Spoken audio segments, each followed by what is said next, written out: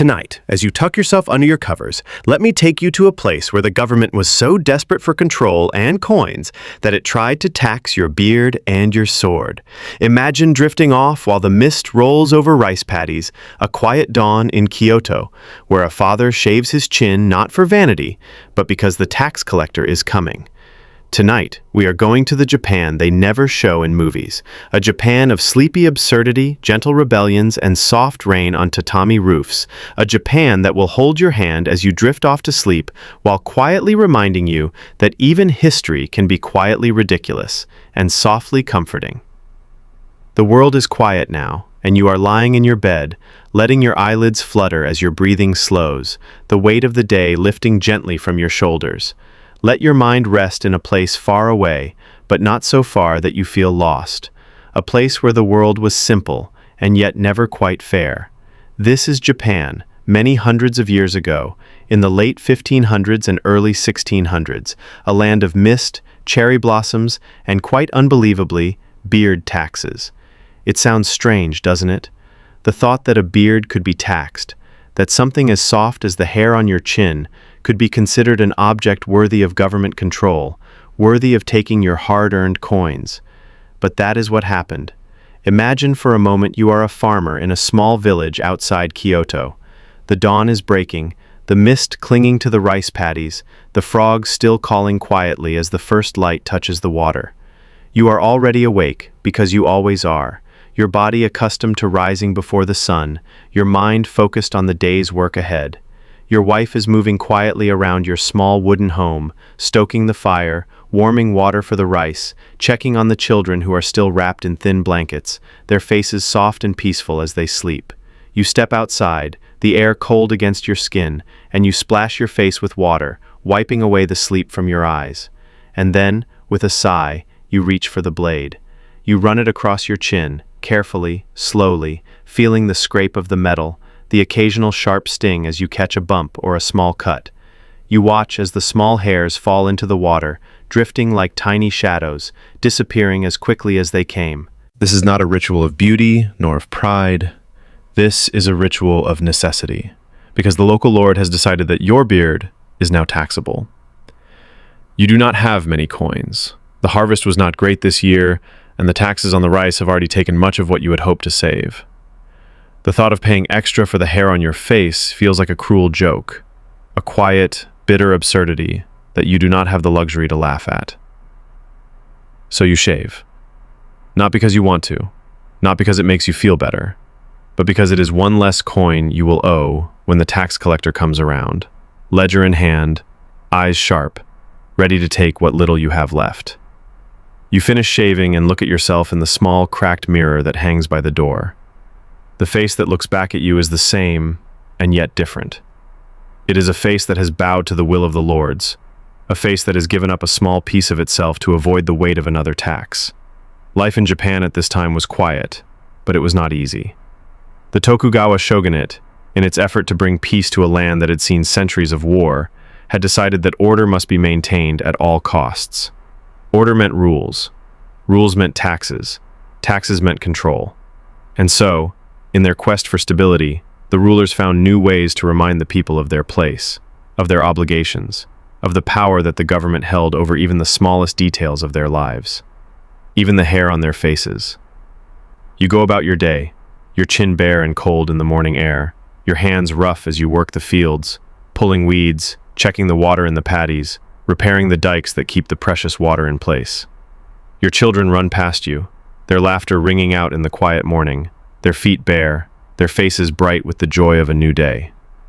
They do not understand the weight you carry, the worry that sits in your chest like a stone, the fear of what will happen if the harvest fails, if the taxes rise again, if the next rule is even harder to bear. You watch them, and for a moment you let yourself smile, because even in a world of taxes and rules, there are moments of light, moments of softness that remind you why you keep going. And then there is the sword, because it was not just beards that were taxed, it was swords as well. The sword was more than a weapon in Japan. It was a symbol of status, of honor, of the right to live as a samurai. To wear a sword was to announce your place in society, to claim your lineage, to carry with you the pride of your ancestors. But pride, like everything else, came at a price. Imagine you are a low-ranking samurai. Your family, once powerful, now reduced to a small plot of land and a house that leaks when it rains. Your robes are patched, your sandals worn thin, your wife's hands rough from work that she should never have had to do. You have one sword, a family heirloom, passed down through the generations, its blade still sharp, its hilt worn smooth by the hands of your father and grandfather. It is your pride, your identity, your last connection to the glory your family once knew. And now, the shogunate has decided that swords, too, must be taxed. The tax is not large, but it is enough to cause worry. Enough to make you count your coins at night, sitting by the dim light of a lantern, your wife watching you with quiet concern as the children sleep nearby. You think of selling something, anything, to pay the tax. But what is there left to sell? The rice is already promised to the tax collectors. The land is not truly yours. The clothes on your back are too few to spare. And so you go to the magistrate, your head bowed, your sword at your side, your hands trembling as you hand over the coins, feeling each one leave your grasp like a small piece of your dignity. The sword tax was a way to control the samurai, to remind them that even their status was not above the rules, that their power was granted by the shogunate and could be taken away just as easily. It was a way to keep peace, to prevent rebellion, to ensure that those who carried swords remembered who truly held the power in Japan. The streets of Kyoto were narrow, the houses close together, the air filled with the scent of wood smoke and cooking rice. The tax collectors would walk these streets, their ledgers in hand, stopping at each house, each shop, each small stall, checking the swords, collecting the taxes, reminding the people of the order that the shogunate demanded. And the people, whether they were farmers or samurai, merchants or craftsmen, would comply, because what choice did they have? Yet, in the quiet moments, there was still life. The laughter of children playing in the alleys, the soft murmur of voices as neighbors shared stories over a cup of tea, the quiet rustle of the wind through the bamboo, the gentle patter of rain on the roof, the smell of earth after a storm. These were the moments that made the taxes bearable, the rules endurable, the weight of life a little lighter. Imagine, as you lie there, your breathing slowing, your mind drifting, that you are sitting on the wooden steps of your small home in Kyoto, the air cool against your skin, the sky darkening as the stars begin to appear. You have paid your taxes, for your beard, for your sword, for your rice. You have done what you must to survive, to protect your family, to keep your place in this quiet, ordered world. You take a deep breath, the air smelling of smoke and rain, and you let yourself feel a moment of peace. Because even in a world where the hair on your face and the sword at your side could be taxed, there was still beauty to be found. In the laughter of your children, in the warmth of your wife's hand, in the quiet pride of carrying on despite it all. And as you close your eyes, letting the world drift away, remember that history is not just battles and kings, samurai and emperors. It is the quiet moments, the small absurdities, the soft human details that fill the spaces between. It is the man shaving his beard in the dawn light, the samurai counting his coins in the glow of a lantern, the child laughing in the alley, the woman stirring the rice as the rain falls outside. These are the stories that matter. These are the stories that hold us, even as we drift into sleep. Sleep now, letting this quiet Japan wrap around you, a soft, gentle world of mist and rain, rice fields and narrow streets, laughter and quiet sighs, a world where even the absurdity of a beard tax cannot take away the simple, enduring beauty of being alive. As you continue to rest, your breath calm, your eyelids heavy, let us walk deeper into this Japan, where dawn mists carried the smell of rice, where a single copper coin could decide whether you kept your beard or hid your family's sword beneath the floorboards. Let us drift into the lives of those who lived in quiet defiance, soft compliance, and silent hopes, in a world where taxes were absurd, yet life, somehow, remained beautifully human. The dawnlight filters through paper screens, painting your small wooden room in gray-blue patterns, as the soft sounds of Kyoto waking begin to reach your ears. The slow creak of a cart being pulled through narrow streets, the distant crow of a rooster hidden behind clay walls, the murmur of water being poured into a pot to warm rice for the day ahead. You rise before the sun fully claims the sky, your body trained to the rhythm of seasons and obligations, your mind already filled with the day's quiet concerns. The beard you shaved yesterday has left your chin smooth, but already you feel the bristles pushing back, a reminder that the next shave will come soon, and with it, the reminder of why you do it. Not for beauty, not for pride, but for survival. In this Japan, order was everything. The Tokugawa shogunate believed that a stable society was a society of clear divisions, where everyone knew their place, where each man's role was set, unchanging, predictable. Farmers grew rice, and rice was taxed. Merchants sold goods, and goods were taxed. Samurai carried swords, and swords were taxed. And even a beard, a symbol of masculinity and independence, could become something taxable if it meant reminding a man of who truly ruled him. Yet, life continued, quietly, with moments of small rebellion hidden beneath the surface. A farmer might leave his beard for a day too long, feeling the roughness beneath his fingers, enjoying the small freedom before the next shave. A young samurai might polish his sword late at night, the candlelight glinting on the blade, whispering promises of honor and protection, even as he counted the coins he owed for the right to wear it. A merchant, wealthy yet bound by rules that forbade him to carry a sword, might glance at the samurai who entered his shop, envy and relief mixing quietly in his chest. It is easy to think of history as grand moments, battles, treaties, shoguns, and emperors making sweeping decisions. But for most people, history was a quiet thing, lived in small homes, in narrow streets, in fields wet with morning dew. History was the father kneeling by the river, washing his face before work, letting the cold water clear his mind as he looked at the reflection of his smooth chin. History was the mother patching a child's robe, her fingers working quickly, her thoughts wandering to the taxes due at the end of the month. History was the child running barefoot on dirt paths, laughing as they chased a dog, not yet knowing the weight that would one day settle on their shoulders. And in the midst of this quiet life, the absurdity of beard and sword taxes became just another part of existence, another rule to be followed or carefully bent, another reminder of the line between those who ruled and those who were ruled. Yet it is in this absurdity that you find the small, deeply human details that make history real. Imagine a young samurai, not more than 20 years old, his robes plain, his sandals patched, stepping carefully into the magistrate's office. The tatami mats creak beneath his feet, the smell of ink and wood filling the air as the clerk looks up, his brush pausing in the ledger. The young man bows deeply, presenting the coins wrapped in cloth, his hands trembling slightly as he places them on the low table. The clerk counts the coins slowly, the quiet clink of metal echoing in the room, before nodding and dipping his brush into ink, writing the young samurai's name, the date, the amount paid. The young man bows again, backing away, clutching the small slip of paper that proves he has paid the sword tax, the slip that allows him to continue wearing the blade that is his birthright. Outside, he steps into the street, the cool air brushing his face, the weight of the sword at his side a little heavier, yet somehow lighter, knowing that for now, at least, he can continue to walk with it in the open. Imagine, too, the tax collector walking through a small farming village, his ledger tucked beneath his arm, his eyes scanning the faces of the men who gather as he approaches. They bow, one by one, presenting the small coins they have managed to save, the tokens of their compliance in a system that leaves them with so little. The collector marks the payments, nodding, moving to the next man, the next house, the next village.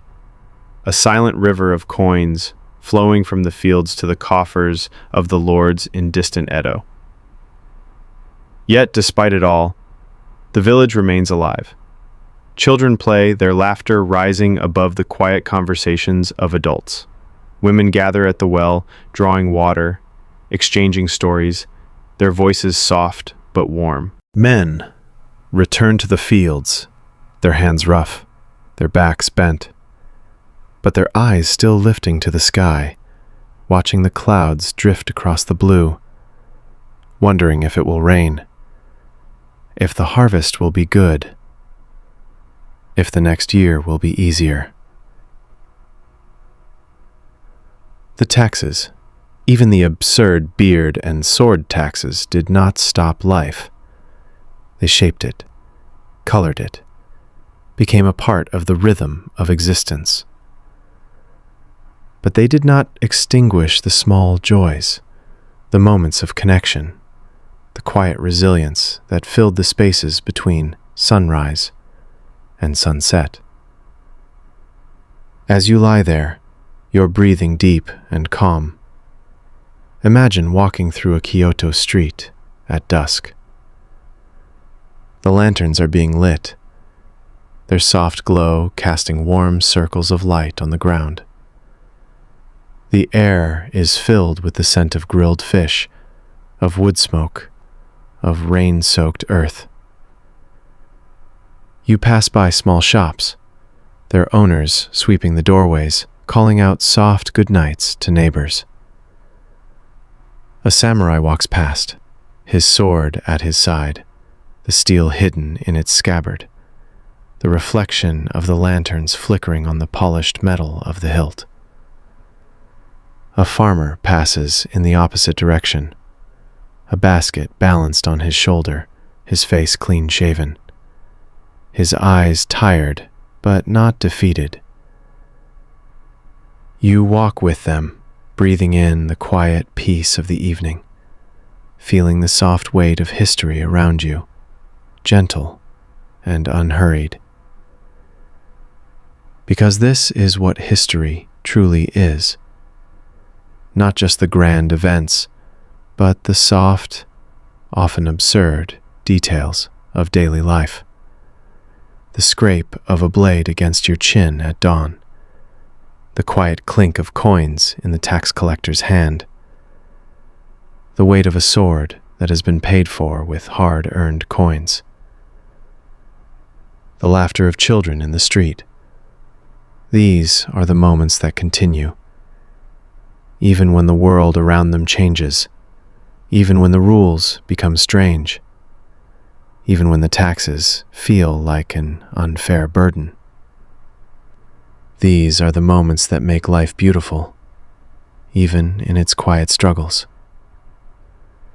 As you prepare to drift into sleep, let your mind rest in this Japan of long ago, where cherry blossoms still fell in the spring, where the rivers still sang softly over stones, where the rain still pattered on the roofs of small homes.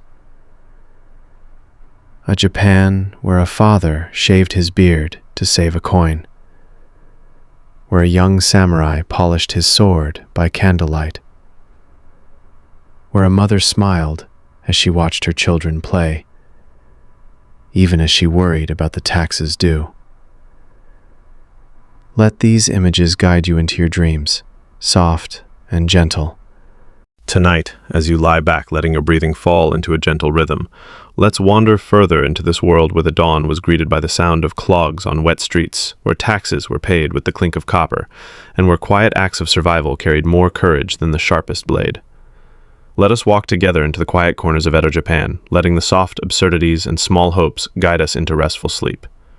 Imagine the dawn breaking over Edo, the capital city of Japan during the Tokugawa shogunate, where narrow streets weave like quiet rivers between wooden houses, where the mist rises from the canals and the calls of merchants blend with the soft rustle of paper lanterns swaying in the morning breeze. In this dawn, a young apprentice steps carefully onto the street, carrying a bundle of rice on his back, the weight shifting with each step as he moves towards the shop where he will begin his day's work. His face is smooth, freshly shaved, the cold morning air biting gently at his skin, a reminder of the tax that guides even this small ritual.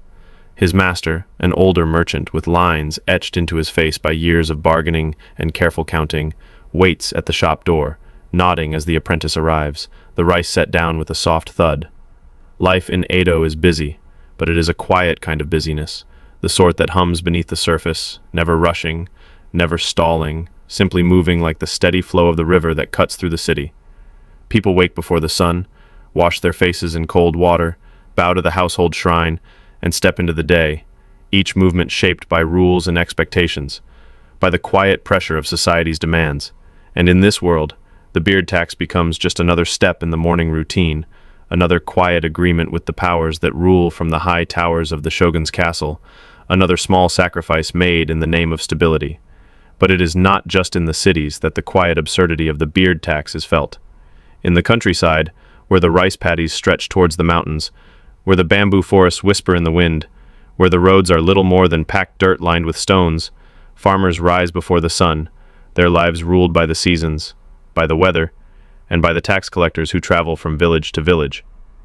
A farmer sits outside his home, sharpening his blade on a stone, preparing to shave before he heads into the fields. His wife brings him a bowl of rice, warm and comforting, and he eats quietly, his eyes on the rising sun, his mind already counting the tasks ahead. The water in the bowl where he will shave is cold, but he does not flinch as he dips the blade, running it carefully along his chin. Each stroke a small act of compliance, a small surrender to the rules that shape his world. Nearby, a child watches, eyes wide, curious about this daily ritual, unaware of the reasons behind it, seeing only the way the blade glides across the skin, the small hairs falling away, the way his father's face changes from rough to smooth. And in this moment, there is a quiet connection, a small thread of life passing from father to child, a reminder that even in a world of taxes and rules, there is space for learning, for bonding, for the gentle shaping of memory. The sword tax, too, continues to shape lives quietly, almost invisibly, as the samurai walk the streets, their blades at their sides, a visible symbol of their status, a reminder to all who see them of the power they hold and the power they owe to the shogunate. But each sword carried is a sword that has been paid for, not just in blood or honor, but in coins counted carefully in small, dimly lit rooms, where families gather around a low table, deciding what can be spared to keep the blade that connects them to their past. Imagine a young samurai polishing his sword late at night, the soft glow of a lantern casting shadows on the walls, the quiet sound of the cloth against the steel filling the room. His wife sits nearby, mending a robe, her eyes flicking towards him, seeing the way his hands move with care, the way his brow furrows with concentration.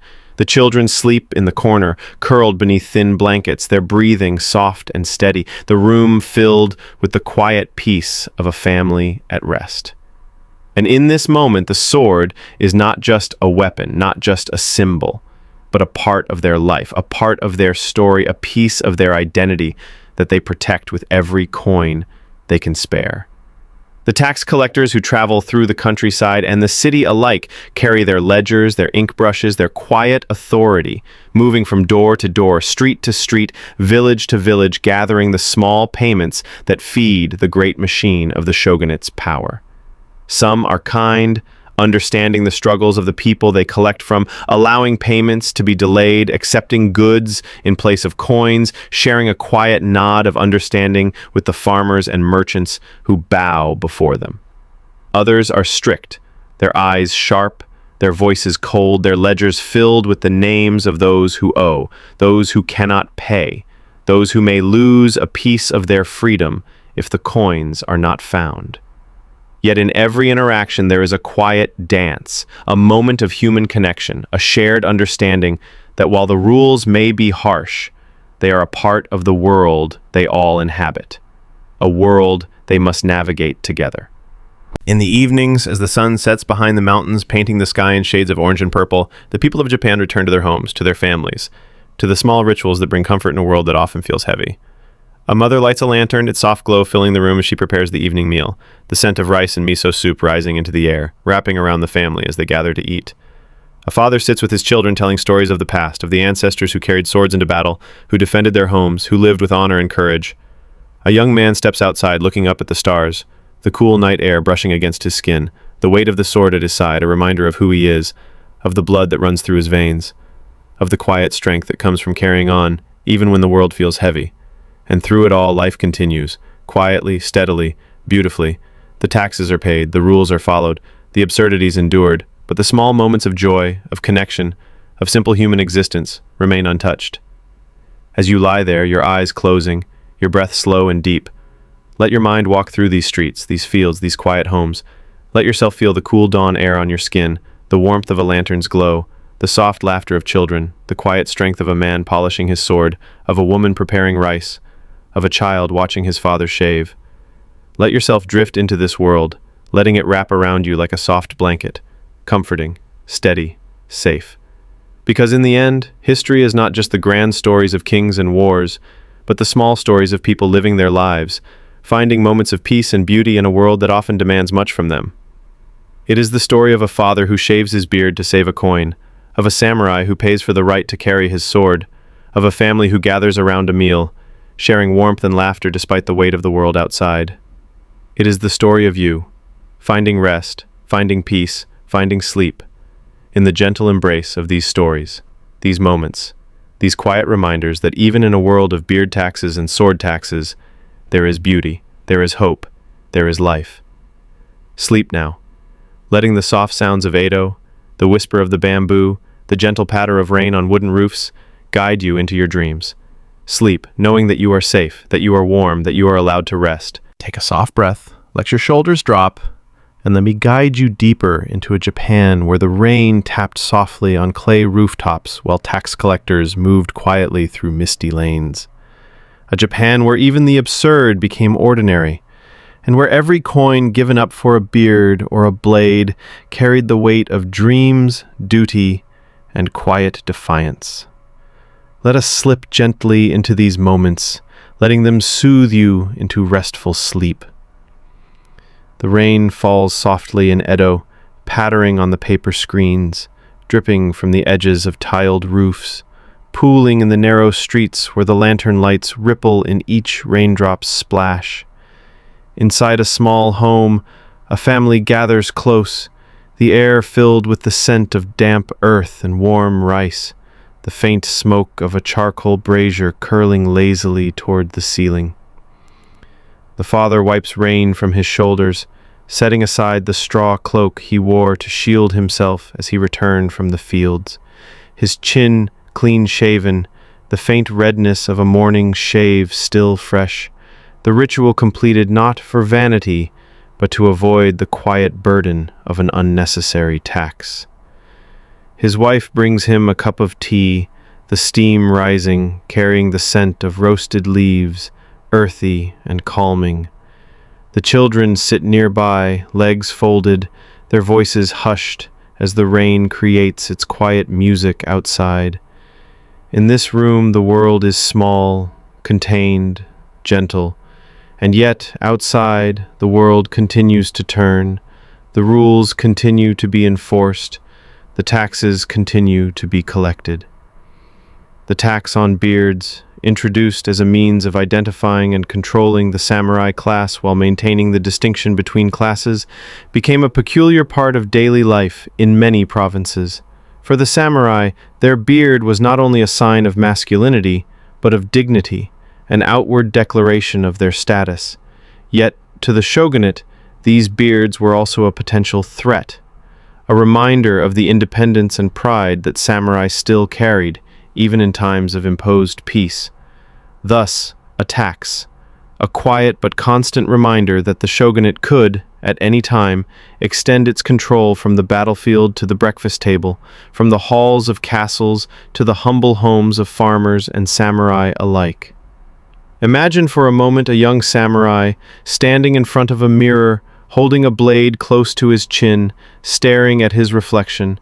His beard has begun to grow, each hair a stubborn act of defiance, each strand a whisper of rebellion. He thinks of his father, who wore his beard with pride, a symbol of their lineage, their honor, their place in the world. He thinks of the coins they owe, the small bag of coppers hidden beneath the floor, carefully counted and recounted, knowing that each coin given for a tax is a coin that cannot be used to repair a leaky roof, to buy extra rice for the winter, to pay for a child's medicine when the cold months arrive. And so, with a sigh that carries the weight of many unspoken words, he shaves. The blade scrapes softly, each stroke clearing the defiant hairs, leaving behind smooth skin, the mirror reflecting a face that feels both familiar and unfamiliar. When he is done, he touches his chin, feeling the rawness, the absence of what once was, a small but deeply personal surrender to the system that governs his world. Meanwhile, in the countryside, a farmer ties a cloth around his head to keep the rain off his face as he walks to the village magistrate's office, a small bundle of coins tucked inside his sleeve. These coins are not for the beard tax, for he has already shaved, but for the rice tax, the road tax, the many small levies that drain what little he has, leaving just enough to feed his family to keep them warm through the seasons. Inside the magistrate's office, the air smells of ink and damp wood, the tatami mats creaking underfoot, the clerk's brush scratching softly as names and amounts are recorded in careful strokes. The farmer bows deeply as he places the coins before the magistrate, who counts them slowly, deliberately, before nodding and making a mark in the ledger. Outside, the rain continues to fall, washing the streets clean, the air fresh and cool, the world momentarily softened by the sound of water on earth. The farmer steps back into the rain, the weight on his shoulders slightly lighter, the coins gone, the obligation met, at least for now. In another corner of Edo, a merchant closes the shutters of his shop, counting the day's earnings, carefully separating the coins for the next set of taxes. He cannot carry a sword, for the law forbids it, and in a way he is grateful, for it is one less tax to worry about, one less reminder of the rigid structure that defines his place in the world. Yet he watches the samurai who pass by his shop, their swords at their sides, and feels a flicker of envy, a longing for the freedom that the blade seems to represent, even if it is an illusion, even if it comes at the price of constant vigilance and a tax collector's quiet demands. The sword tax, like the beard tax, is not a large sum for those who can afford it, but it is a reminder, a tether that connects each samurai to the shogunate, a silent agreement that, in exchange for the right to carry the blade, they will submit to the rules that govern their lives. Late at night, a young samurai sits by the dim light of a lantern, untying the cords that hold his sword to his waist, placing it carefully on the mat before him. He runs a cloth along the blade, inspecting it for any signs of rust, ensuring that the steel remains sharp, clean, ready. As he polishes the blade, his mind drifts to thoughts of the past, of ancestors who carried similar blades into battle, who fought for land, for honor, for the future of their families. Now, there are no wars to fight, no battles to win, only the quiet battle of daily life, of paying taxes, of maintaining dignity in a world where even the symbols of pride are regulated. He finishes polishing the blade, carefully placing it back into its scabbard, setting it beside him as he prepares to sleep, the soft glow of the lantern casting shadows on the walls. Outside, the rain has stopped, leaving behind the fresh scent of wet earth, the quiet of the night, broken only by the occasional drip of water from the eaves. And in the quiet of that night, life continues. As you lie there, breathing softly, let your mind walk through these moments, through the rain-washed streets of Edo, through the small homes where families gather, through the fields where farmers bend over rice paddies, their hands submerged in water, feeling the mud between their fingers as they plant the seedlings that will grow into the harvest they depend on. Let yourself feel the small struggles, the small victories, the quiet moments of peace that exist even in a world of absurd rules and unending taxes. Because, even in a world where beards and swords are taxed, there's beauty. There's beauty in the father who shaves each morning, not for himself, but for the sake of his family. There is beauty in the samurai who polishes his sword, maintaining the traditions of his ancestors while living in a world that demands compliance. There is beauty in the mother who prepares rice for her children, in the children who play in the rain, in the neighbors who share stories over tea as the lanterns flicker in the evening light. There is beauty in resilience, in the quiet strength it takes to continue living, to continue hoping, to continue finding moments of joy, even in the face of rules that feel unfair, of taxes that feel absurd, of a system that feels unyielding. As you drift towards sleep, let these images fill your mind. The rain on the rooftops, the soft glow of lanterns, the scrape of a blade on a chin in the dawn light, the clink of coins on a wooden table, the laughter of children chasing each other through narrow streets. Let yourself rest in this world, a world where life continues, softly, gently, beautifully, even in the face of absurdity. Sleep now, letting the quiet of Edo wrap around you, letting the soft sounds of the past lull you into dreams, letting the stories of those who lived before you remind you that even in the smallest moments, there is grace, there is hope, there is peace. Breathe in softly. Let your eyelids fall heavier. As we step further into a Japan where dawn misted the rice paddies, where children played in alleys while the weight of taxes crept into every home, and where even absurd laws could not take away the gentle human moments that lived between sunrise and moonlight. Let us drift deeper now, gently, slowly, into this world. The morning begins before the sun, as it always does in the small villages dotting the Japanese countryside during the Tokugawa era. The rooster crows in the gray half-light, and the air is still cool, carrying the scent of damp earth and wood smoke from the embers of last night's fire, carefully revived by mothers who rise before everyone to warm rice for breakfast. A farmer steps outside, the wooden boards creaking softly under his weight. He looks to the sky, gauging the clouds for hints of the day's weather, the morning air brushing against his freshly shaven chin, reminding him of the small but ever-present obligation of the beard tax. His wife appears at the door, holding a bowl of steaming rice, the simplicity of the meal a quiet comfort. Their eyes meet, and in that brief moment, there is a silent understanding. Today, like yesterday, will be about working the fields, paying what must be paid, and finding small moments of peace in the spaces left between duty and survival. In the city of Edo, the scene is different, but carries the same quiet undertone of a society ruled by layers of rules. The streets begin to fill as merchants lift their shutters, the scent of pickled vegetables and fresh fish blending with the faint tang of river air drifting from the nearby canals. A samurai walks past, his 2 swords at his side, a quiet nod to his status, and a reminder of the taxes he, too, pays to carry them openly. For him, each sword is more than steel. It is a link to his ancestors, a promise to uphold honor even in a world without war. Yet, in the quiet moments, he feels the weight of the coins paid each year to maintain this right, wondering if the pride is worth the burden, if the sword now is more a symbol than a necessity. At a tea house on a quiet street, a group of elderly men gathers, their laughter soft, their conversations drifting between the cost of rice and the news of a distant province's new regulations. They tease one another about the beard tax, fingers brushing their chins where stubble has begun to grow, joking about who will give in to the razor first to avoid the additional payment, who will pay for the right to let it grow wild as a small act of rebellion. The laughter is low, unhurried, blending with the sound of the bamboo water fountain tapping gently in the courtyard, marking time in a world that Near the riverbank, children run barefoot, splashing in puddles left by last night's rain, their giggles echoing off the wooden walls of nearby homes.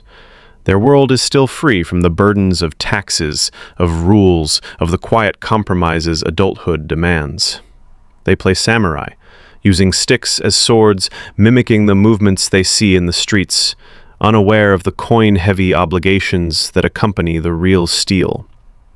They laugh as they tumble into the mud, their mothers calling them back with soft scolds and hidden smiles, wiping their faces clean with cloths that smell faintly of rice water and sunlight. In a small home, a woman kneels beside the family's low table, carefully mending a kimono, torn by her husband's labor in the fields. Her fingers move steadily, stitching neat lines that will hold for another season. Beside her, her husband sits quietly, inspecting the blade he uses to shave, ensuring it remains sharp enough to keep his face smooth and avoid the tax. It is a simple blade, nothing like the polished swords carried by the samurai, but it is his, and it represents a different kind of honor, the quiet dignity of a man caring for his family within the constraints of a system he cannot control. Their conversation is soft, practical, woven through with small laughter about the stubborn rooster, about the neighbor's dog who chases chickens, about the child who fell into the rice paddy yesterday and came home covered in mud. These small exchanges, shared over the sound of rain on the roof or the whistle of the kettle, are the real fabric of their lives, richer than any coin, more enduring than any law.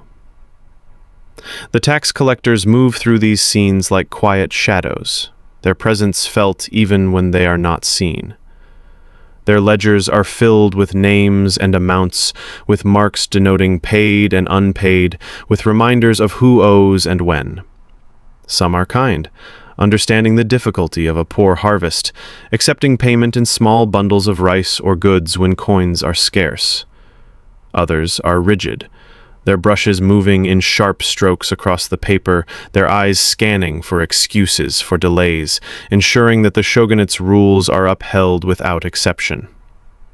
But all of them, in their own way, are part of the same rhythm, the steady collection of small payments that keep the machine of governance moving, that remind every man, woman, and child of their place within the grand design of society. As the sun rises higher, the village comes alive with the sounds of work. Hoes strike the earth, water splashes as seedlings are planted, and the air fills with the low hum of conversation and the occasional laughter that slips through when the burden of the day is momentarily forgotten. In the city, merchants call out prices, children run errands, and samurai walk the streets, their swords catching the light, their faces calm, their minds perhaps wandering to the taxes due, to the family waiting at home, to the unspoken dreams that live quietly beneath the surface of daily obligations. And yet, in all of this, there is beauty. There is beauty in the woman hanging wet laundry under the eaves, watching the fabric sway in the breeze, the sun turning droplets of water into tiny prisms of color. There is beauty in the old man who pauses on his way to the market to watch a sparrow bathe in a puddle, a small smile on his lips as the bird shakes itself dry before flitting away. There is beauty in the father who lifts his child onto his shoulders so they can see the lanterns lit at the temple during a festival, their laughter joining the music that drifts through the evening air. These moments, soft and unremarkable in their ordinariness, are the moments that define a life, that create memories carried forward, even as the world changes, even as taxes are paid, even as laws are followed. They are the quiet resistances, the small joys that bloom in the cracks of a world ruled by structure and expectation, the human spirit finding its way towards light, towards warmth, towards connection. As night falls, the lanterns are lit, casting soft pools of golden light along the narrow streets. The air cools, carrying the scent of wood smoke and night flowers, the distant sound of a flute played by a young man sitting by the river, his notes drifting upwards to meet the stars. Families gather in their homes, sharing bowls of rice, small pieces of fish, pickled vegetables, the meal simple but satisfying, the conversation unhurried, the laughter soft. A mother braids her daughter's hair by the light of the lantern, her fingers moving with practiced ease, the child's eyes drooping as sleep begins to call. A father leans back, looking towards the window where the moonlight filters in, reflecting on the day's labor, the coins counted, the taxes prepared, the small victories of a day survived. A family cared for, a promise kept. Outside, the world quietens, the streets emptying, the river's gentle song continuing under the moonlight. A samurai passes through the street, his steps measured, the weight of the swords at his side both a reminder of duty and a burden carried with dignity. He pauses, looking towards the temple where the lanterns sway, and for a moment, he allows himself to simply breathe, to let the weight of expectation lift for just a breath, to let the quiet beauty of the night remind him of what it means to be alive. And as you lie there, breathing softly, your eyelids heavy, let these images guide you toward sleep. Let yourself walk the rain-washed streets of Edo. Let yourself hear the laughter of children, the soft conversation of neighbors, the gentle scrape of a blade in the dawn light. Let yourself feel the quiet resilience, the small joys, the soft beauty that exists even in a world of beard taxes and sword levies. Tonight, You are allowed to rest. Tonight, you are allowed to let go of the day's burdens.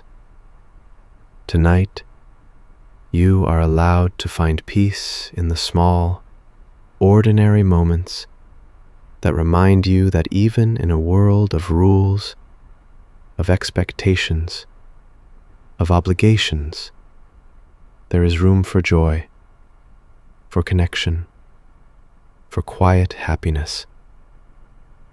Sleep now, in the gentle embrace of history, in the soft rhythms of a Japan where life continued, where people loved, where dreams were dreamt, even in the smallest corners of the world.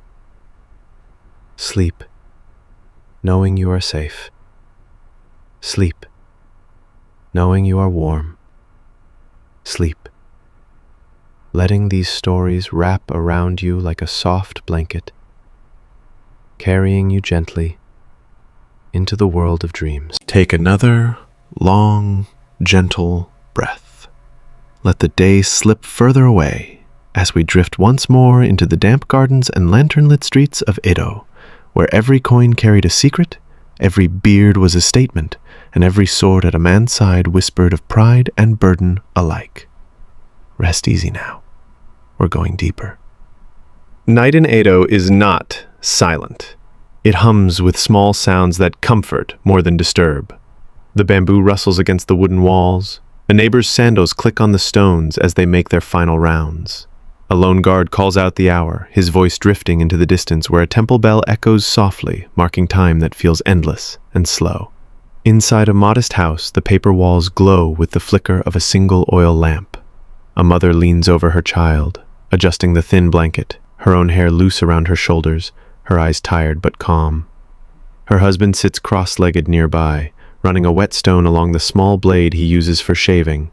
Not his sword, but the tool that keeps him smooth-faced and free of the beard tax that hovers like a ghost over so many households. In his hands, the simple blade glints. It's not ceremonial. It's not a weapon of honor. It's just practical steel, sharpened to scrape away the stubborn bristles that could cost him precious coins if left to grow freely. He thinks of the coin box in the corner, tucked beneath a loose board, each small copper disc already claimed by rice, firewood, cloth for the children. A coin spared here is a small victory. He finishes the edge, tests it against his thumb. Sharp enough. He nods to himself, content in a quiet, practical way, and sets it aside. Outside, the night deepens. Somewhere, a stray dog barks. A merchant snores behind a thin door. A sake shop owner quietly slides shut his shutters, counting the day's earnings, separating what will go to his family from what must, inevitably, go to taxes. Rice tax, land tax, the odd local levy for repairs to the canal, and, if he'd been so bold as to let his beard grow, the beard tax too. Beyond the city walls, the countryside rests under the same moon, but here the sounds are softer. Frogs in patties, wind through bamboo groves, the distant hoot of an owl watching from the trees. A farmer rolls over on his reed mat, worn from years of sweat and labor. His wife sleeps beside him, the youngest child curled against her back.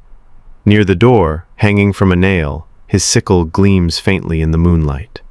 Tomorrow it will cut weeds from the paddies, clear a bit of forest edge for new planting. But tonight, it waits, silent. Just as silent as the razor blade he keeps tucked in a cloth pouch.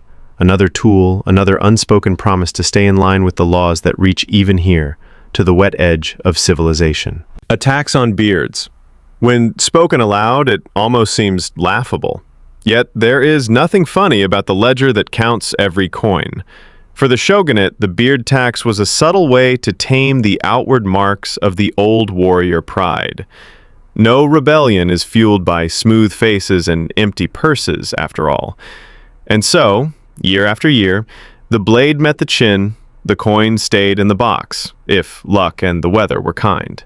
Back in Edo, a row of shops sleeps under the low glow of lanterns. A young apprentice boy curls up on a straw mat in the corner of a silk merchant's storehouse. His day began before dawn, sweeping floors, carrying bolts of fabric, bowing low to well-dressed samurai who came to inspect the weave and dye. He'd caught sight of the swords at their sides, polished, perfect, the curve of the steel like a question he wasn't yet old enough to answer. He does not carry a sword, nor could he. He is no samurai. But tonight, half dreaming, he imagines himself with one at his side, stepping through the market with the quiet confidence of the warrior class. He does not yet know the weight of the tax it would cost his family.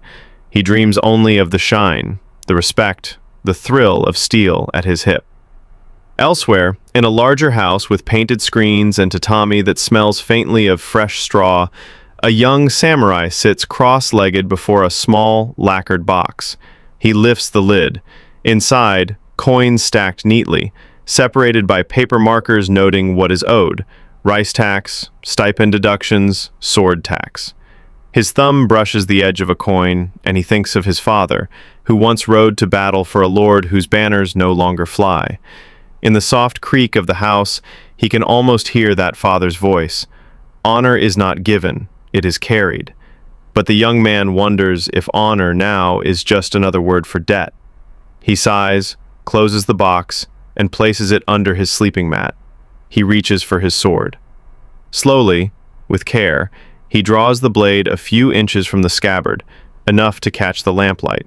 His eyes trace the steel's edge. The blade is flawless, though it has not drawn blood in his lifetime. It is a relic, a burden, a symbol, and a bill to be paid. He slides it back in, sets it carefully by his side, and blows out the lamp. Darkness, soft and total, settles over the room. Near the door, hanging from a nail, his sickle gleams faintly in the moonlight. Tomorrow it will cut weeds from the paddies, clear a bit of forest edge for new planting. But tonight, it waits, silent. Just as silent as the razor blade he keeps tucked in a cloth pouch. Another tool, another unspoken promise to stay in line with the laws that reach even here, to the wet edge of civilization. The tax collectors too sleep, their ledgers closed for the night, ink brushes cleaned and laid to rest. Some lie on fine futons in the magistrate's residence. Others curl up in roadside inns when traveling from one province to the next. They dream in numbers, harvest tallies, names on scrolls, the cold clink of copper into their satchels. Not all of them are cruel. Many are fathers themselves, men who must pay the same taxes they collect. They know the quiet curse of a poor rice yield, the sharp chill of a winter when fuel runs low. But their job is clear.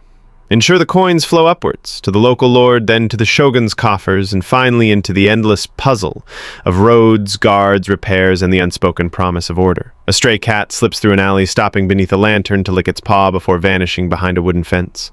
Overhead, the moon hangs low, big and round, like an old coin forgotten by the night. Tomorrow, the streets will wake before the first rooster call. The apprentice boy will sweep the floor again, bow lower than yesterday. The farmer will stand knee-deep in the paddy, water seeping through the holes in his straw sandals. The samurai will run his cloth along the blade, watching for rust that must not appear. And the simple razor will scrape once more against the chin, whiskers falling like tiny banners of surrender. In these soft moments there is something unspoken, a truth about people who carry on, who find warmth between cold rules, who slip tiny rebellions into everyday things. A wife packing one extra rice ball into her husband's cloth lunch bundle, though they agreed to ration the rice carefully for winter. A father saving the best fish from the river for his mother, pretending it was too small to sell at the market. A mother whispering to her child that one day, maybe, these taxes will be gone, and they'll grow gardens so wide and wild they'll never count the coins again. They know the rules. They follow them. They pay what they must. But between the brush strokes in the ledger, life blossoms in secret corners. As you lie there, eyes heavy, breath deepening, imagine the gentle hush of this world. Feel the tatami beneath your cheek. Hear the soft splash of water in a paddy. Smell the faint smoke from a brazier warming rice porridge before dawn. Let the rustle of a bamboo fence in the night wind remind you that even in the tightest rules, life finds a way to be soft, to be human, to be beautiful in its quiet stubbornness. Sleep, traveler. There is more to see when we wake again. More small rebellions, more coins counted by candlelight, more swords polished, but never drawn. And always, the whisper of rain on tiled roofs telling you, rest. There is time yet. Allow your shoulders to sink deeper into your pillow. Let your breath match the slow rhythm of lantern-lit streets as we continue our gentle walk through a Japan where rules were strict, but life still found room to breathe, to laugh quietly, to dream even under the weight of absurd taxes. Let us wander deeper, softly, without haste. Dawn is slow in the rice paddies. A gentle mist lifts from the water as the sun begins to warm the earth, turning the sky from soft gray to the palest blue. Frogs croak lazily, their calls echoing across the flooded fields, while egrets stand still, waiting for the smallest ripple to reveal breakfast beneath the glassy surface. A farmer stands ankle-deep in the mud, water swirling around his legs as he moves seedlings with careful hands. His back aches, but he pauses to straighten, looking across the paddy to where his wife is working the other side, her straw hat hiding her face as she leans to adjust the rows. Their movements are calm, steady, each planting a quiet promise that this season will bring enough. Enough to eat, enough to save, enough to pay what must be paid to the village tax collector who will arrive, ledger in hand, brush ready, waiting for the coins that mean rice, water, and peace can continue for another season. Inside Edo, the morning is different, but filled with the same quiet industry. Merchants lift wooden shutters, sweeping the street in front of their shops with straw brooms, sending small clouds of dust dancing in the early light. The air smells of river dampness, smoke from morning fires, and the sharp tang of pickled radish sold by a vendor calling softly down the lane. A young girl carries a basket of cloth scraps from her family's tailor shop, her steps light, careful not to spill the bundle tied neatly in cloth. She glances up as a samurai passes, the steel at his side glinting even in the soft light, and she lowers her eyes respectfully, moving to the edge of the road. The samurai walks slowly, aware of every eye that follows the swords he carries.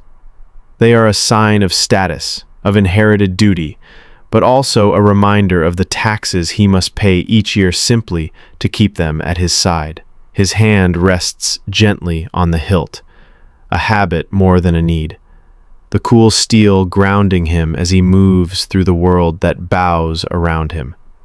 In the tea houses, the low murmur of conversation begins before the sun is high. Traders, craftsmen, and the occasional ronin with nowhere else to be gather on the straw mats, warming their hands around cups of green tea, sharing the small news of their wards and villages.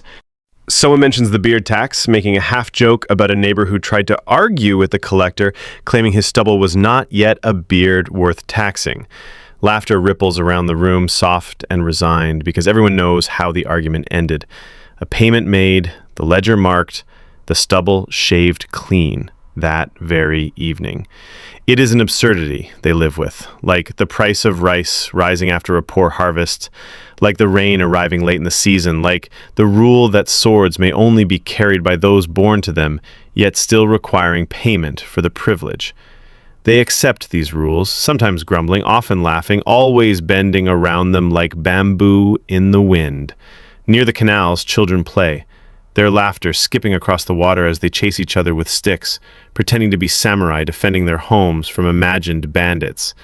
They tie scraps of cloth around their waists, imitating the belts they see on the warriors who walk the streets, mimicking the slow, deliberate walk of those who carry steel. Their mothers call them back, scolding gently as they wash clothes in the river, the wet fabric slapping against smooth stones.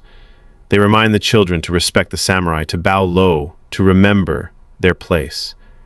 The children nod, but their eyes remain bright, filled with dreams of battles they will never fight, of swords they will never carry, of a life just beyond the reach of their small hands.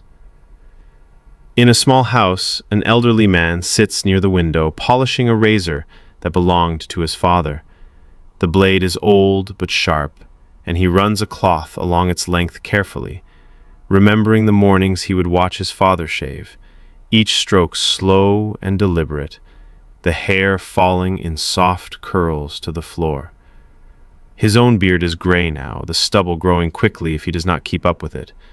The tax collector has been lenient, allowing him a few extra days after the last festival, but the old man knows he will need to shave again soon, before the collector returns with the ledger and the small brush ready to mark his name.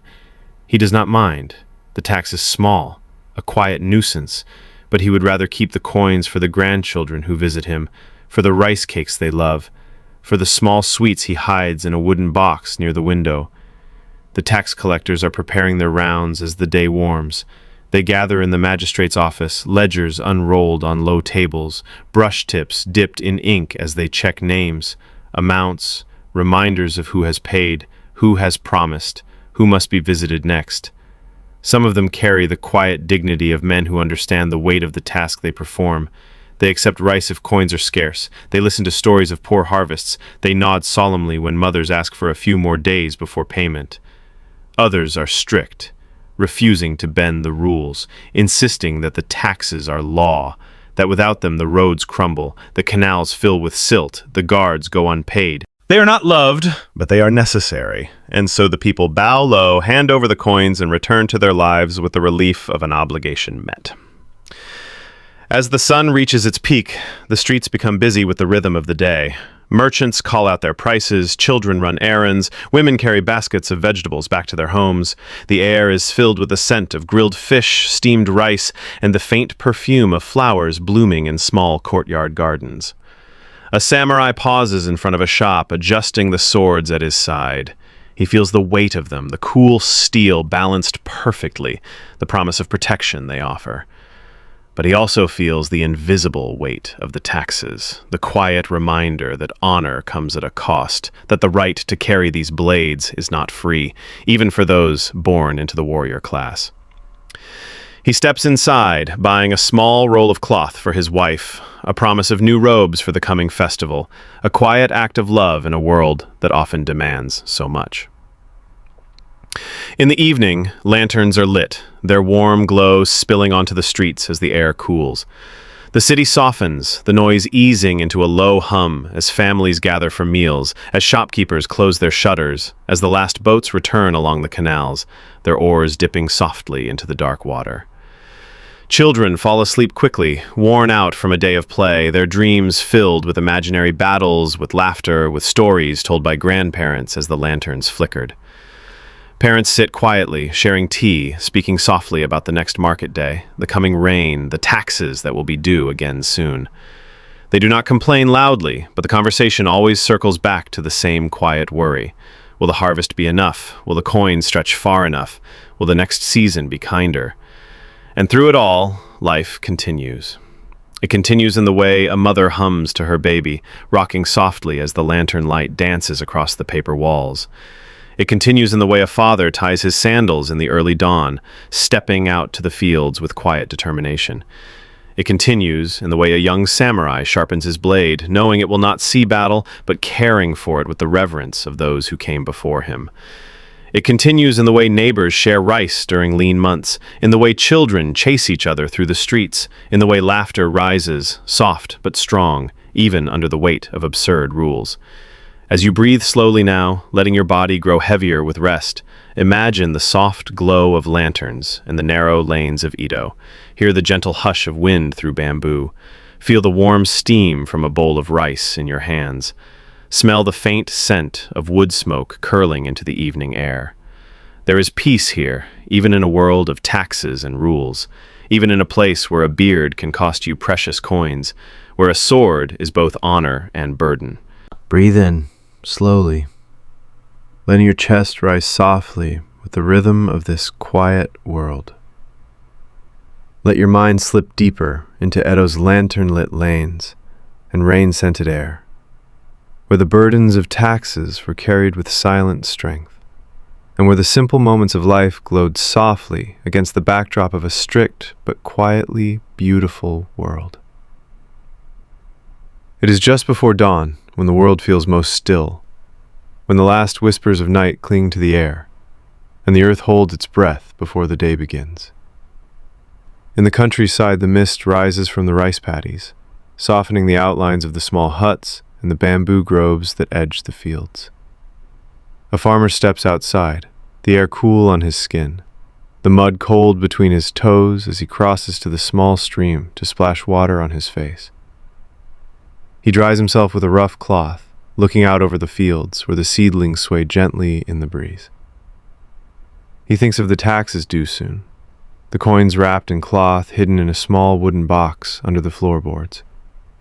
Each coin was hard-earned, pulled from the earth, carried in baskets, traded for rice, or saved from the few extra vegetables sold at the market. Each coin is precious, a promise of safety for another season, a promise that the tax collector will nod once, mark his name with a careful stroke of the brush, and move on.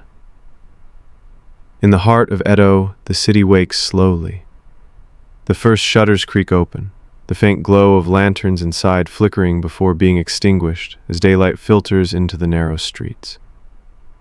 Merchants sweep the stone paths in front of their shops, pushing aside fallen leaves and dust. The smell of river water drifts in, mixed with the aroma of rice steaming for breakfast, of fish grilling over charcoal, of damp wood from the morning dew.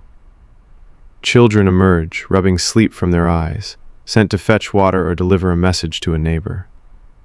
They laugh softly, voices bouncing off the wooden walls of homes and shops, breaking the quiet of the dawn with their soft, high-pitched joy. A samurai steps into the street, his hand adjusting the position of the swords at his side. The katana and the wakizashi rest against his hip, reminders of who he is and who he must continue to be. They are beautifully crafted, the steel polished until it captures the faint light of the morning like a quiet promise. He feels the weight of them, not just the physical heaviness but the burden of their meaning, honor, duty, lineage, and the yearly taxes that must be paid to keep them.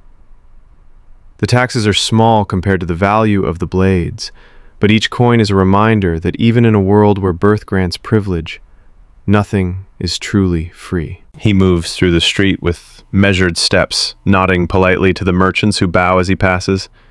He sees their eyes flicker to the swords, a mixture of respect and the quiet reminder that these blades, while symbols of power, do not protect him from the slow, patient demands of the tax collectors who, in their own way, hold a different kind of authority.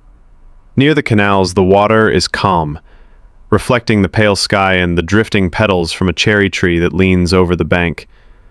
A woman kneels beside the water, washing clothes on the stones, her hands red from the cold, her movements methodical and quiet. She thinks of her husband, who will be returning from the field soon, and the simple meal she will prepare. Rice, a few pickled vegetables, maybe a small piece of fish if she can afford it today. She thinks of the tax collector's last visit, the polite but firm reminder that the beard tax was due, that the small payment would be required, that rules must be followed even by those who have little to give. She does not complain, but she feels the ache of it. The small sorrow of a coin that could have gone to a new cloth for her child or a treat for her family, now gone to a system that feels as steady and immovable as the river flowing beside her. In a small tea house, men gather as the morning brightens, their conversation a low murmur as they sip steaming cups of green tea. They speak of the weather, of the harvest, of the slight increase in the price of rice, of the taxes that are always there, quiet but present, like a shadow that never leaves. They laugh sometimes about the absurdity of the beard tax, about the neighbor who tried to argue he was not growing a beard but simply too busy to shave, about the young man who, in a small act of rebellion, paid the tax proudly and let his beard grow, only to find it itchy and uncomfortable, forcing him to shave it off in the end. They laugh, but their eyes are tired, and when they leave the tea house, they walk back to their homes and shops, shoulders slightly hunched, thinking of the next payment due, the next promise to be kept. Elsewhere, in a larger house, a samurai sits with his son, showing him the careful ritual of maintaining the swords. The cloth moves along the blade in smooth, even strokes, removing any hint of moisture that could lead to rust, ensuring the steel remains bright and sharp. The boy watches with wide eyes, asking questions in a soft voice, "Father, why do we keep the swords so clean if we do not use them?" The father pauses, looking at the blade, at the reflection of the window where the cherry blossoms are just beginning to bloom. "Because," he says slowly, "they are not just weapons. They are who we are. They remind us of our duty, of the promise we carry to protect, to live with honor, even when we do not fight." The boy nods, accepting this explanation. Not yet old enough to understand the weight of the taxes that must be paid each year to keep the blades at their sides. The quiet cost of honor in a peaceful world. The tax collectors begin their rounds. As the sun climbs higher, ledgers carefully tied with string, brushes tucked into their belts, small ink pots rattling softly in their boxes. They are not unkind, most of them. They knock gently on doors, bow politely, listen patiently to the stories of sickness, of poor harvests, of lost coins. Some allow payment in rice or goods, others grant a few days' grace, but all of them know that eventually the payment must be made. They mark the ledgers with careful strokes, black ink on thin paper, a quiet record of each family's promise kept or debt owed, the names lined up in neat rows, the amounts written beside them like a quiet song of obligation. In the evening, the city softens once more. Lanterns are lit, casting warm circles of light on the narrow streets. The air cools, carrying the scent of grilled fish, of warm rice, of the faint perfume of flowers that bloom under the moonlight. Families gather around low tables, sharing meals in quiet voices. The day's labor behind them, the night offering a small space of peace before the next dawn calls them back to their duties. Children fall asleep quickly, the soft sounds of the night comforting them. The wind rustling the paper walls, the distant call of a night bird, the quiet murmur of parents speaking softly, making plans for tomorrow. And still, life continues, even under the slow weight of taxes, even in a world where rules are as steady as the river, even when the coins feel heavy in calloused hands. It continues in the way a mother hums as she rocks her baby, in the way a father ties his sandals before dawn, in the way neighbors share laughter over tea, in the way a child's laughter echoes through the streets. It continues in the dreams carried softly into the night, dreams of a future where the harvest is good, where the taxes are paid with ease, where the children grow strong and the seasons are kind. As you breathe softly now, letting your eyes grow heavy, let these images guide you towards rest. Imagine the lanterns swaying gently in the breeze, the soft sound of water flowing in the canals, the quiet conversations of neighbors under the moonlight. Feel the slow rhythm of a world that moves with the seasons, that bends but does not break under the weight of its rules, that finds moments of peace, of joy, of hope, even under the soft pressure of each coin paid. Sleep now, in the gentle embrace of this world. Even under strict rules, there is room for dreams, for quiet laughter, for small acts of love. Drift softly into a world where moonlight touches rivers, lanterns glow like stars, and tomorrow comes gently, one breath at a time. Take another gentle breath. Let your shoulders soften, your eyelids grow heavy, and let yourself slip back into the slow, lantern-lit alleys of Edo, where each moment is small yet precious, where rules were firm but life still found ways to glow softly in warm tea steam, children's laughter, and the hush of evening rain. Let's continue our journey, gently. It is early morning again, and the mists drift low over the paddies, curling around the small huts and the slender bamboo that frames the edges of the fields. Water drips from the thatched roofs, the last of the night's dew falling in slow, rhythmic drops. A farmer bends to his work, planting seedlings with careful fingers, the mud sucking softly at his feet as he moves along the rows. His wife works nearby, humming softly, the sound mixing with the distant croak of frogs and the gentle splash of water as small fish dart between the stalks. They speak little as they work, but there's a quiet understanding in their shared glances, a wordless conversation about the coming harvest, the weather, the coins hidden away for the tax collector's visit. Each coin is a promise, to the Lord, to the village, to the family's hope of peace for another season. In the narrow streets of Edo, the city begins to stir as the sky brightens. Merchants roll open their shutters, the wood creaking as it slides along worn tracks, and the smell of freshly cooked rice drifts into the air, mingling with the scent of river dampness and the soft perfume of blooming wisteria. Children run errands, their small feet pattering along the stones as they carry baskets of vegetables or bundles of firewood. Their laughter rises into the morning air, a bright sound that echoes along the rows of wooden houses and shops. A samurai walks down the street, the steel of his swords catching the early light, glinting with the promise of stories that will never be told.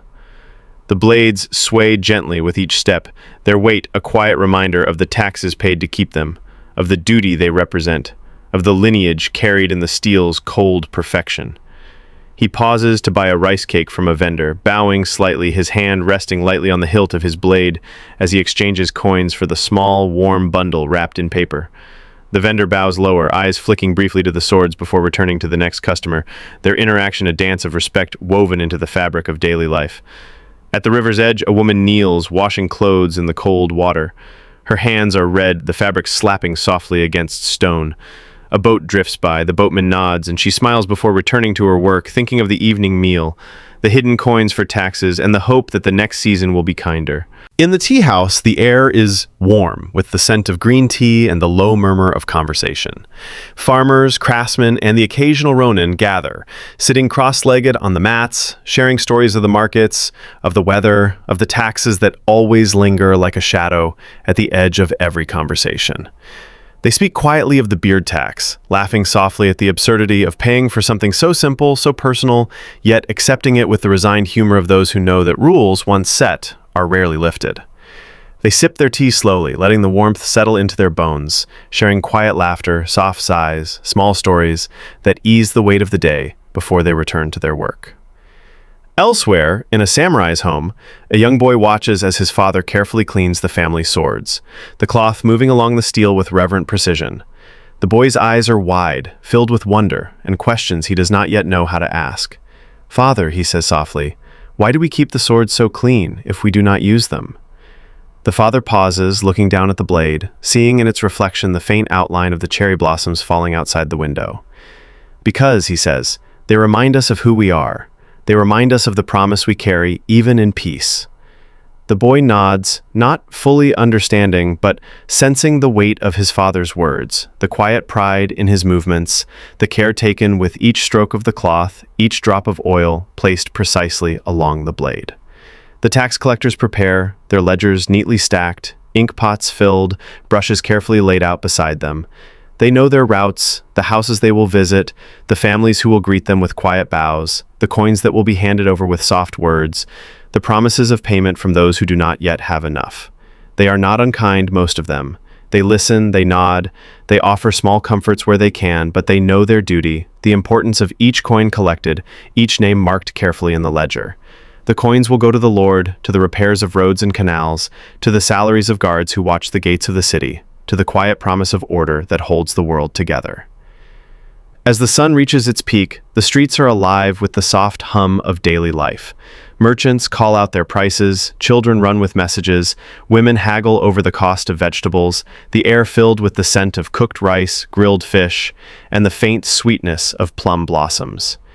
A samurai steps into a shop, adjusting his swords before bowing to the shopkeeper, who greets him with careful respect. They speak briefly, the exchange quiet and polite, the coins passed across the counter with the same deliberate care as the samurai's movements. The swords at his side are more than weapons. They are a reminder of who he is, of the taxes paid each year to keep them, of the duty that rests in the curve of the steel, the silent promise to protect, even in a world that asks for payment before honor can be claimed. In the quiet moments of the evening, lanterns glow softly, casting warm pools of light along the narrow streets. The air cools, carrying the scent of wood smoke and the faint perfume of flowers that bloom in the night. Families gather around low tables, sharing bowls of rice, small plates of pickled vegetables, the conversation soft, filled with small laughter, gentle sighs, and the quiet sharing of hopes for the coming days. Children fall asleep with the sounds of the evening around them, the hush of the wind against the paper walls, the distant call of a night bird, the soft voices of parents speaking quietly, planning for the days ahead. And through it all, life continues. It continues in the soft hum of a mother's lullaby, in the careful steps of a father leaving for work before dawn, in the laughter of children playing along the river, in the quiet conversation of neighbors sharing tea in the fading light. It continues in the small moments of kindness, in the sharing of a rice ball with a hungry child, in the helping hand offered to a neighbor carrying water, in the gentle laughter that rises even under the quiet weight of taxes that must be paid. As you breathe slowly now, letting your body relax further, imagine the soft glow of lanterns in the streets of Edo, the gentle rustle of bamboo in the breeze, the distant sound of water flowing in the canals. Let these sounds carry you deeper into rest, into a place where the world moves slowly, gently, with the rhythm of seasons, of dawns and dusks, of small promises kept in the glow of each sunrise. Sleep now, in the soft hush of this world, where rules may be strict, where taxes may weigh on the shoulders of the people, but where laughter still rises, where hope is quietly kept alive, where each day is lived with care, with love, with the soft, stubborn resilience that makes life beautiful, even in its simplest moment. Take a slow, deep breath. Let your eyes grow heavy as you imagine the soft glow of lanterns reflecting on quiet water. Let us wander further through Edo's gentle streets, where each step carries the quiet rhythm of lives lived under rules, yet still filled with small hopes, soft laughter, and the comforting hush of dawn. The morning begins before the sun fully rises, the faint light turning the sky a soft gray blue as birds call quietly from the tiled rooftops. A soft breeze rustles the thin paper of the sliding doors, bringing with it the scent of damp earth, river mist, and distant wood smoke. A mother rises, tying her hair back with a strip of cloth, moving quietly so as not to wake her children. She stirs the rice pot, the steam rising in slow spirals as she prepares breakfast, a small, simple meal of rice and pickled vegetables. She moves to the door, sliding it open to let in the cool morning air, looking out at the narrow street where the first merchants are sweeping in front of their shops, the soft scrape of straw brooms against stone like a whispered greeting to the new day. In a small room, a child stirs, blinking sleepily, pulling the thin blanket closer before sitting up to the gentle sound of the wind. He rubs his eyes, stretching slowly, before looking around the room where the pale light of dawn touches the wooden beams. His mother calls softly, and he rises, padding across the tatami floor, bowing his head as he takes the small bowl of rice she offers. He eats quietly, the warmth of the food comforting as the world outside begins to wake. In the narrow streets, the day begins its slow rhythm. Merchants arrange their goods, bundles of vegetables, small piles of salt, coils of rope, and baskets of freshly caught fish. The air fills with the scent of rice cooking, of fish grilling over charcoal, of damp earth lifting as the sun warms the ground. Children run errands, carrying small coins in tightly clenched fists, their sandals slapping softly against the stones. They laugh as they pass each other, sharing quick smiles before returning to their tasks, the small joys of childhood shining even in the simplest duties. A samurai steps onto the street, adjusting the swords at his side, the steel catching the first light of the day. He moves with quiet purpose, bowing politely to those he passes, the soft clink of the blades a gentle reminder of who he is, of the taxes paid each year to keep these symbols of honor at his side. He pauses by a vendor, exchanging coins for a small rice cake, the warm bundle resting in his hand as he continues down the street. The vendor bows deeply, eyes flicking to the swords before returning to the next customer, the unspoken respect. By the riverside, the water moves slowly, carrying petals from the cherry blossoms that fall softly, floating on the surface before sinking below. A woman kneels, washing clothes, her hands red from the cold water, the fabric slapping gently against the stones. She looks up, seeing the reflection of the sky and the water, the soft blue streaked with the pale pink of the blossoms. She thinks of her family, of the meal she will prepare, of the small coins hidden in a jar for the tax that must be paid, of the quiet prayers she offers each morning that the harvest will be enough. In a small tea house, men gather as the day warms, their voices low as they share tea, the steam rising from their cups in soft spirals. They speak of the weather, of the price of rice, of the taxes that are always there, quiet but present, like the hush before rain, They laugh softly, sharing stories of the beard tax, of neighbors who tried to avoid payment, of the quiet resignation that comes with the understanding that some rules will never change. They sip their tea slowly, letting the warmth ease the quiet burdens they carry, finding small comfort in the shared stories. Elsewhere, in a samurai's home, a father shows his son how to clean the family swords, the cloth moving along the steel with careful precision. The boy watches, eyes wide, taking in each movement, each word spoken softly as the father explains the importance of care, of respect, of honor. "Father," the boy says softly, "why do we care for the swords if we do not use them?" The father pauses, looking at the blade, seeing the faint reflection of the room, of the cherry blossoms outside, of the quiet world they live in. "Because they remind us of who we are," he says, "and of the promise we carry even in peace." The tax collectors begin their rounds, ledgers tied carefully with string, brushes tucked into belts, ink pots clinking softly as they move. They knock gently on doors, bowing politely, accepting coins with quiet words, marking names carefully in the ledgers. They listen to the stories of families who do not have enough, granting small extensions where they can, but knowing that the coins must come eventually, that the taxes are as much a part of life as the rising sun, as the falling rain. They move from house to house, from shop to shop, the quiet keepers of a system that feels as steady and unmoving as the river flowing through the city. As the sun reaches its peak, the streets fill with the hum of life. Merchants call out their prices, children play in the alleys, women haggle over vegetables, the scent of rice and grilled fish drifting in the warm air. A samurai walks through the street, pausing to adjust his swords, bowing politely to those who greet him. The blades are more than weapons. They are a promise, a symbol of honor, a reminder of the quiet burden carried with each step, of the coins paid to keep them, of the duty held in the curve of the steel. In the quiet of the evening, lanterns glow softly, their light reflecting on the wet stones after a brief rain, the air cool and fresh.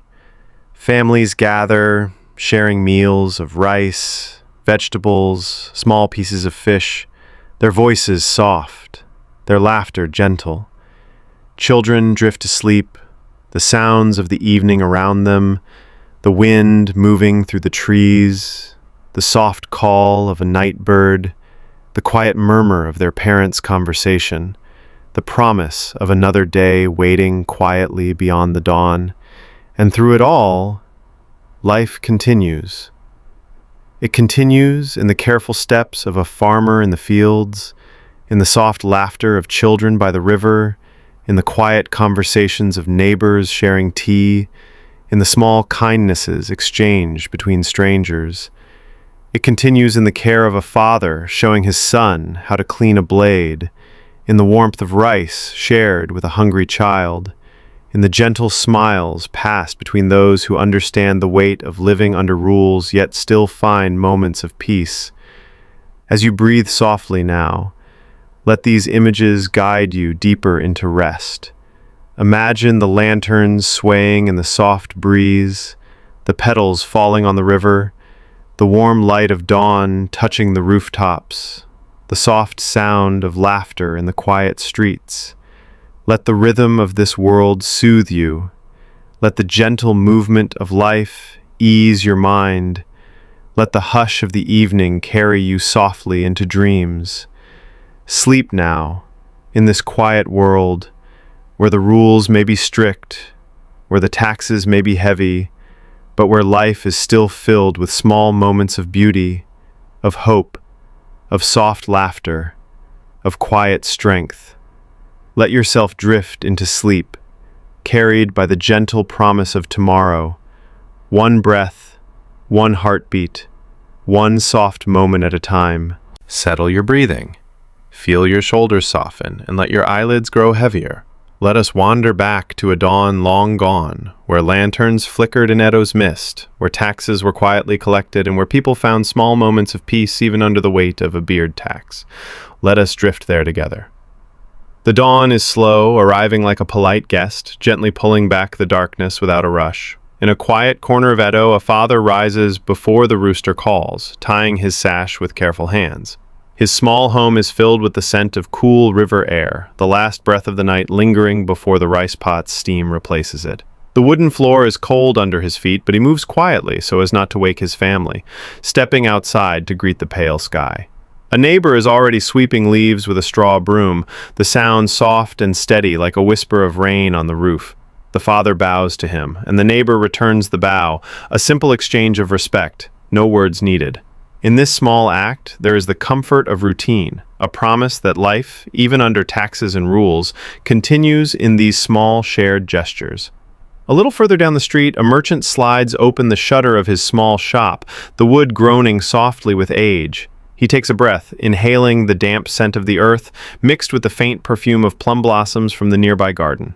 He arranges his vegetables neatly, checking each one for blemishes, aligning them so they look welcoming to the first customers who will arrive as the morning brightens.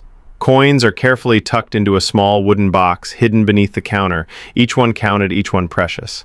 Taxes will come as they always do, and the merchant whispers a small prayer under his breath, asking for the day to bring enough sales to add another coin to the box to meet the quiet demand of the collector's ledger.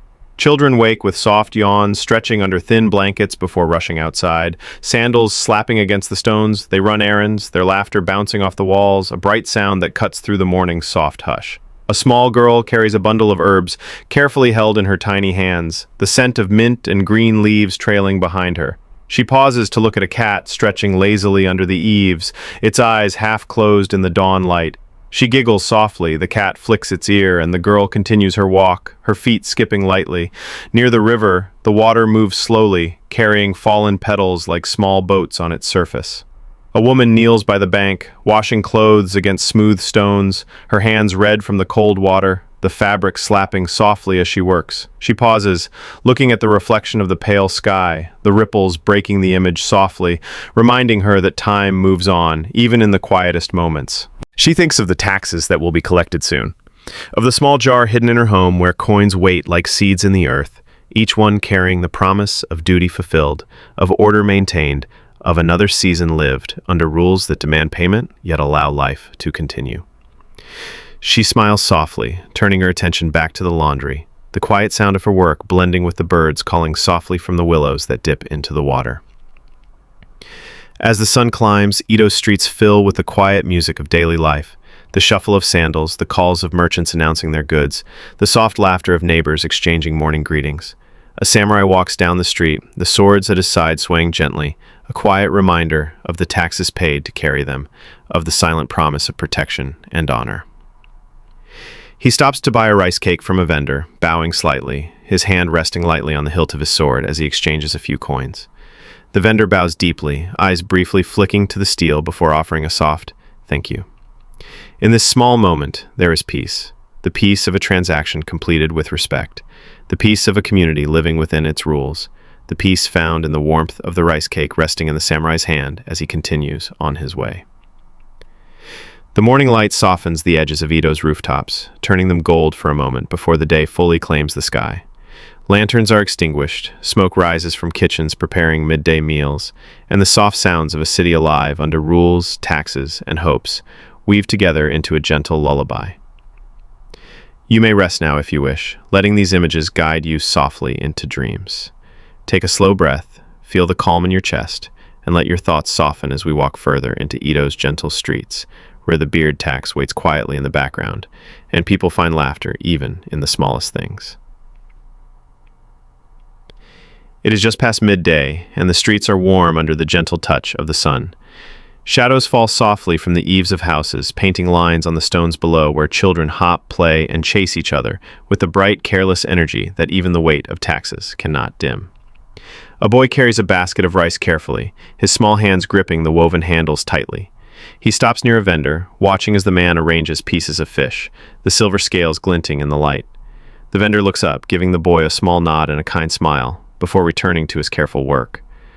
The boy's eyes linger on the fish, his stomach rumbling quietly, but he remembers his mother's instructions and continues on his way, each step measured, each breath filled with the scent of the warm earth and the faint saltiness drifting from the river. At a tea house, the air is cool under the shade, the breeze slipping through the open windows, carrying the scent of green tea and damp wood. Farmers, craftsmen, and the occasional ronin sit cross-legged on the tatami mats, sharing stories of the morning's market, of the weather's promise, of the taxes that must be paid soon. They laugh softly about the beard tax, how one man tried to avoid it by claiming the thin hairs on his chin were not truly a beard, only to find the collector unimpressed by his argument. The laughter is not bitter, but soft, accepting, the humor of those who live within a system that they understand will not bend for them. They sip their tea slowly, letting the warmth soothe the tiredness in their bones, letting the moment of shared laughter remind them that life, even under rules, can still hold small joys. At the riverside, a woman finishes washing the last of her clothes, wringing the fabric with practiced hands before placing it in a woven basket. She stands, stretching her back, feeling the ache from bending for so long, but also the quiet satisfaction of work completed. The river moves slowly beside her, carrying the last of the fallen petals towards the sea, the water catching the light in small glints that dance like tiny lanterns. She closes her eyes for a moment, breathing in the scent of the water, letting the calm fill her before she picks up the basket and begins the walk home. In a small shop, a merchant counts coins, each one carefully placed in a line before being moved to a small box hidden beneath a loose floorboard. He knows the tax collector will come soon, knows the exact number of coins he will need to hand over, knows the way the collector will nod quietly as he marks the ledger with black ink. The merchant sighs softly, his fingers brushing over the coins, thinking of the rice he will buy with what remains, of the small treat he will bring home for his daughter, of the promise he made to his wife that they will manage, as they always have. Outside, the sound of children's laughter drifts in through the open door, and the merchant pauses, letting the sound wash over him, reminding him that life continues, that the rules and the taxes are only one part of a world still filled with small joys. As Ito softens in the afternoon light, a samurai walks quietly, his swords glinting, a symbol of duty and honor. He nods, bows returned, blades gently clinking. In a small home, a mother cooks as children help with herbs. Life moves gently, taxes owed, coins saved, peace held. As lanterns glow, laughter rises, and Ito exhales into night. Close your eyes if you wish.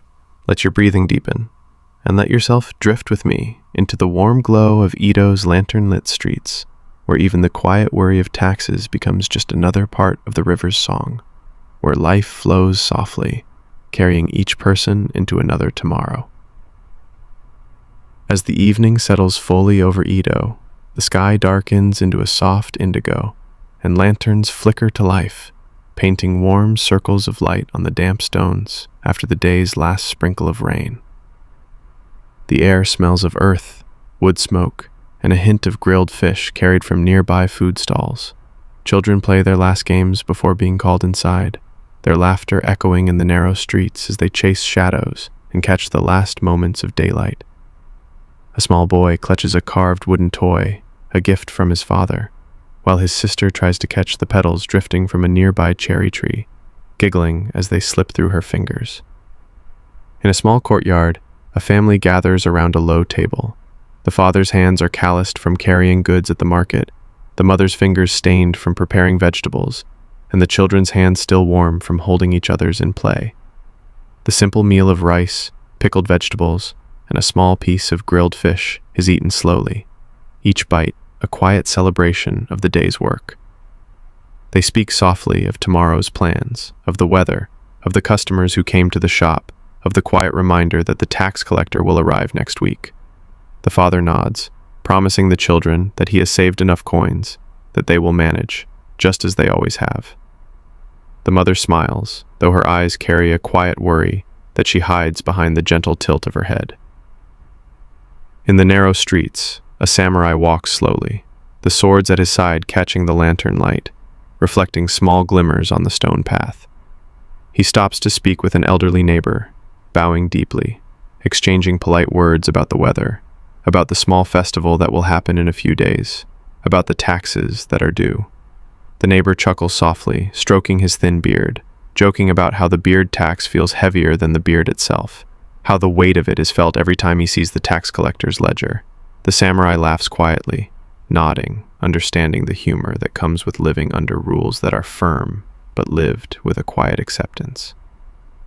They part with another bow, the samurai continuing on his way, his steps measured, his sword swaying softly with each movement, the blades a reminder of the quiet promise he carries, a symbol of honor and duty in a world where peace is bought with discipline and quiet obedience.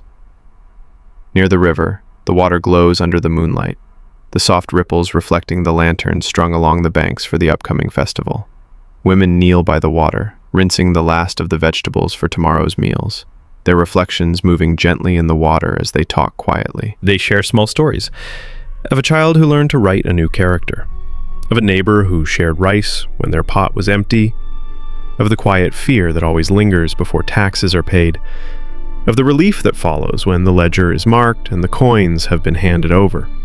They stand, baskets heavy with clean vegetables, bowing to each other before making their way home, the soft sound of the river blending with the quiet steps on the path, a lullaby of the city that prepares to rest.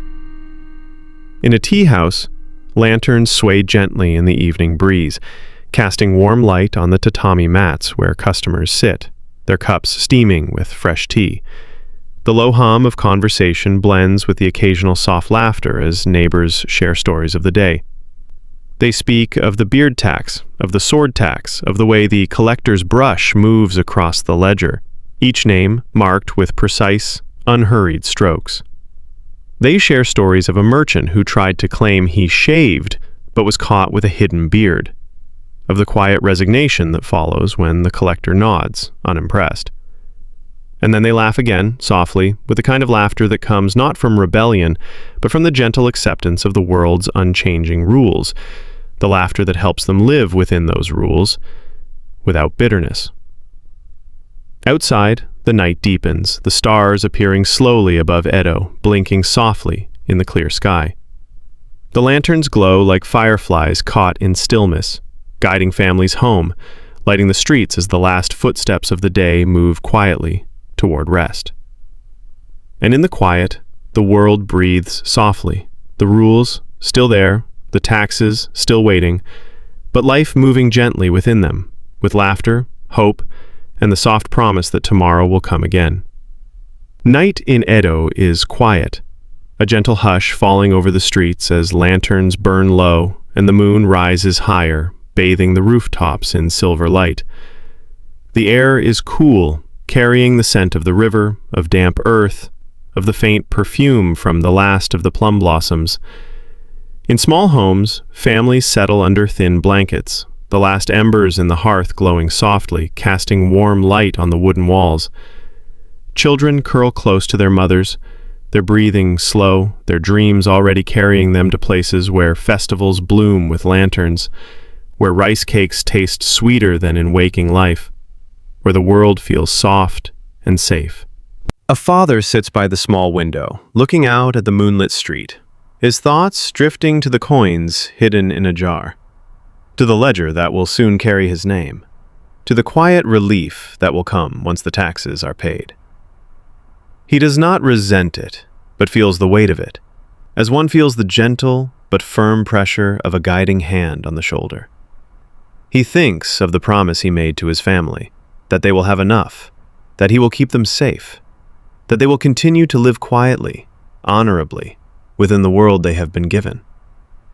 By the river, the water moves slowly, the moonlight turning the ripples into lines of liquid silver. A fisherman checks his nets one last time, the ropes damp and heavy in his hands, the night air cool against his skin. He breathes deeply, feeling the calm of the water, the softness of the breeze, the quiet certainty that comes with a life lived simply, with work done by hand, with coins earned honestly and paid dutifully when the collector comes. In a samurai's home, the swords rest on a wooden stand, polished and sharp, catching the faint glow of the lantern light. The samurai sits quietly, eyes closed, breathing slowly, his mind calm as he prepares for sleep. The swords are more than weapons. They are a promise, a reminder of duty, of the taxes paid to keep them, of the honor carried in their steel. They are a symbol of peace maintained, of protection offered, of a quiet life built within the careful structure of rules and respect. In the narrow streets, the last footsteps fade as neighbors close their doors, sliding them shut with a soft click that blends into the night's hush. The lanterns outside sway gently, their light dimming as the oil burns low, leaving small pools of warmth on the stones. The breeze moves softly through the alleys, carrying with it the scent of the river and the faint sweetness of flowers that bloom quietly in hidden gardens. In the tea house, the last customers leave, bowing to the owner, who bows in return, gratitude in his tired smile. He cleans the tables slowly, wiping away the traces of the day, the soft scent of tea leaves lingering in the air. He thinks of the coins earned, of the taxes that will be paid, of the small joys found in laughter shared over tea, of the way life continues quietly, softly, even under rules that demand their share. And as the lanterns are finally extinguished, Edo breathes a soft sigh, the city resting under the watchful glow of the moon, the quiet promise of another dawn waiting just beyond the dark. Take a slow, quiet breath, and let your eyelids soften as we drift further into Edo's gentle nights, where the hush of the lantern-lit streets and the soft rustle of the river invite you to rest, while stories of beards, swords, and quiet lives continue around you. Midnight in Edo is a quiet companion. The lanterns now faint, their glow like sleepy fireflies holding on to the last of the oil. The moon is high, its light cool and soft as it spills across tiled rooftops, casting gentle shadows that sway with the breeze. The streets are empty, save for a cat that walks carefully along the edge of a low wall, its paws silent on the stone, its eyes catching the moonlight. Somewhere, a distant dog barks once before falling silent, leaving the hush to reclaim the night. In a small home, a mother checks on her children one last time, pulling the thin blankets up to their chins, brushing a stray hair from a small forehead, pressing her lips softly to a warm cheek. She listens to their breathing, slow and deep, and in that moment finds peace that reaches deeper than words. She sits by the small window for a while, looking out at the quiet street, the lantern across the way flickering softly, the petals of a late blossom drifting down like snow in the moonlight. Her hands are folded in her lap, still for once after a day of preparing meals, washing clothes, mending small tears in garments, comforting small worries.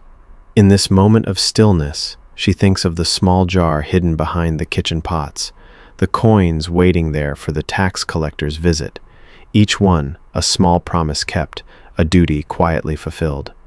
Near the river, the water moves slowly, reflecting the moon in ripples that break and form again, like the soft breath of a sleeping child.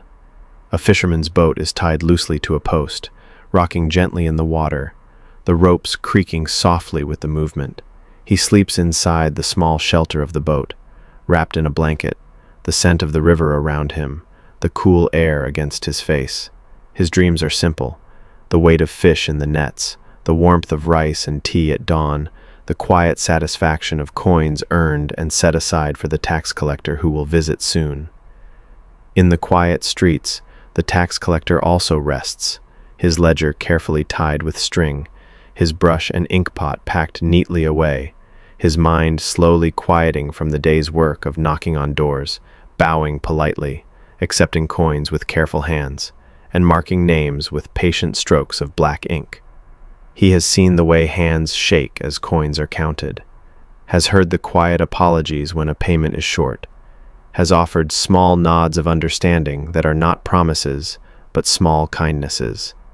He lies on his mat, looking up at the wooden beams above him, letting the slow rhythm of his breathing ease the weight of the day. Elsewhere, in a tea house long closed for the night, the scent of tea leaves lingers in the quiet air, mixing with the faint aroma of tatami mats and the wood of low tables. The owner sleeps behind a paper screen, the lantern extinguished, the soft darkness a comfort rather than a fear. He dreams of the soft laughter shared over tea, of coins dropping into his collection box, of the small bow of gratitude he offers each customer, of the quiet life he has built within the walls of this small space.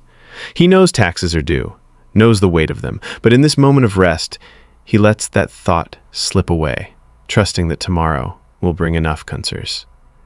And above it all, the moon watches, silent and calm, holding the city in its silver light, allowing Edo to rest, to breathe, to prepare for the dawn that will come.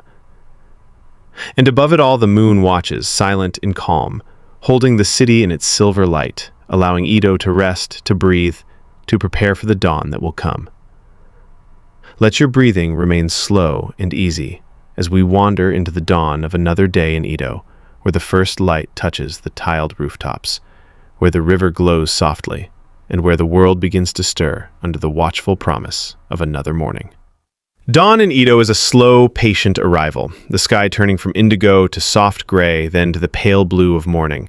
The first calls of birds break the hush, their songs simple and clear, waking the city gently, reminding it that another day has come. A rooster calls, a sound so familiar that it blends with the quiet, a sign that it is time for the fires to be lit, for rice to be set to cook, for tea to be brewed, for another day of small duties and quiet living. In a small home, a father rises, stretching slowly, careful not to wake the children still dreaming under their blankets. He ties his sash, checks the position of his swords, feels the weight of them against his hip, a reminder of the taxes paid to keep them, of the duty he carries in their steel. He steps outside, the cool air brushing against his skin, the scent of the earth damp from the night. A neighbor is already sweeping the street with a straw broom, the soft scraping sound blending with the morning bird calls. They bow to each other, no words needed, a small exchange of respect that says, "We are here, we will face the day, we will live within it."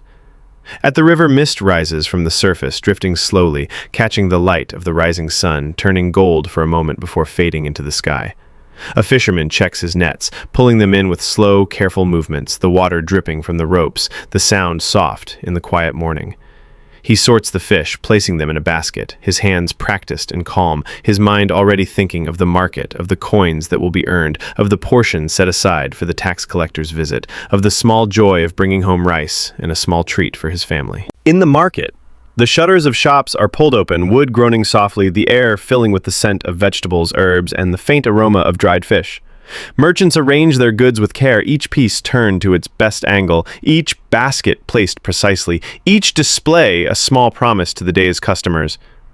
They speak quietly to each other, sharing small jokes, commenting on the weather, mentioning the taxes that are due soon, nodding with the acceptance that comes with living under rules that ask but do not take everything. Coins are tucked into small boxes, hidden under counters, counted and recounted, each one a quiet step toward fulfilling the duty that is expected, each one a promise that life will continue. In the tea house, the owner lights a small lantern, sweeps the floor, sets the cups in neat rows, checks the leaves that will become the morning's first brew. The door is slid open, letting in the cool morning air, letting the promise of the day enter with the breeze. The first customer arrives, bowing deeply, offering coins, receiving tea in return, the exchange quiet, respectful, part of the gentle rhythm of a life lived within simple routines. And as the sun rises higher, painting Edo in soft gold, the city comes alive. Not with loud noise, but with the gentle hum of footsteps, the soft murmur of voices, the rustle of fabric, the quiet clink of coins, the careful, respectful bows shared between neighbors. Another day has begun, and within it, life continues quietly, softly, under the watchful sky, under the quiet promise of rules, taxes, and small, precious moments of hope. Allow yourself to take another slow breath as we return to Edo, where dawn stretches into morning, and where the small, quiet moments of daily life flow gently alongside the hum of taxes, beards, and swords in the soft rhythm of living. The morning air in Edo grows warmer as the sun climbs, touching tiled rooftops, illuminating narrow streets, painting the river in ripples of gold. The mist has lifted, replaced by the scent of warm earth, steamed rice, and the distant aroma of fish cooking in small kitchens. Children begin to run through the streets, their laughter rising softly, their sandals slapping against the stones as they carry small baskets of vegetables, herbs, and sometimes a warm rice ball wrapped in cloth.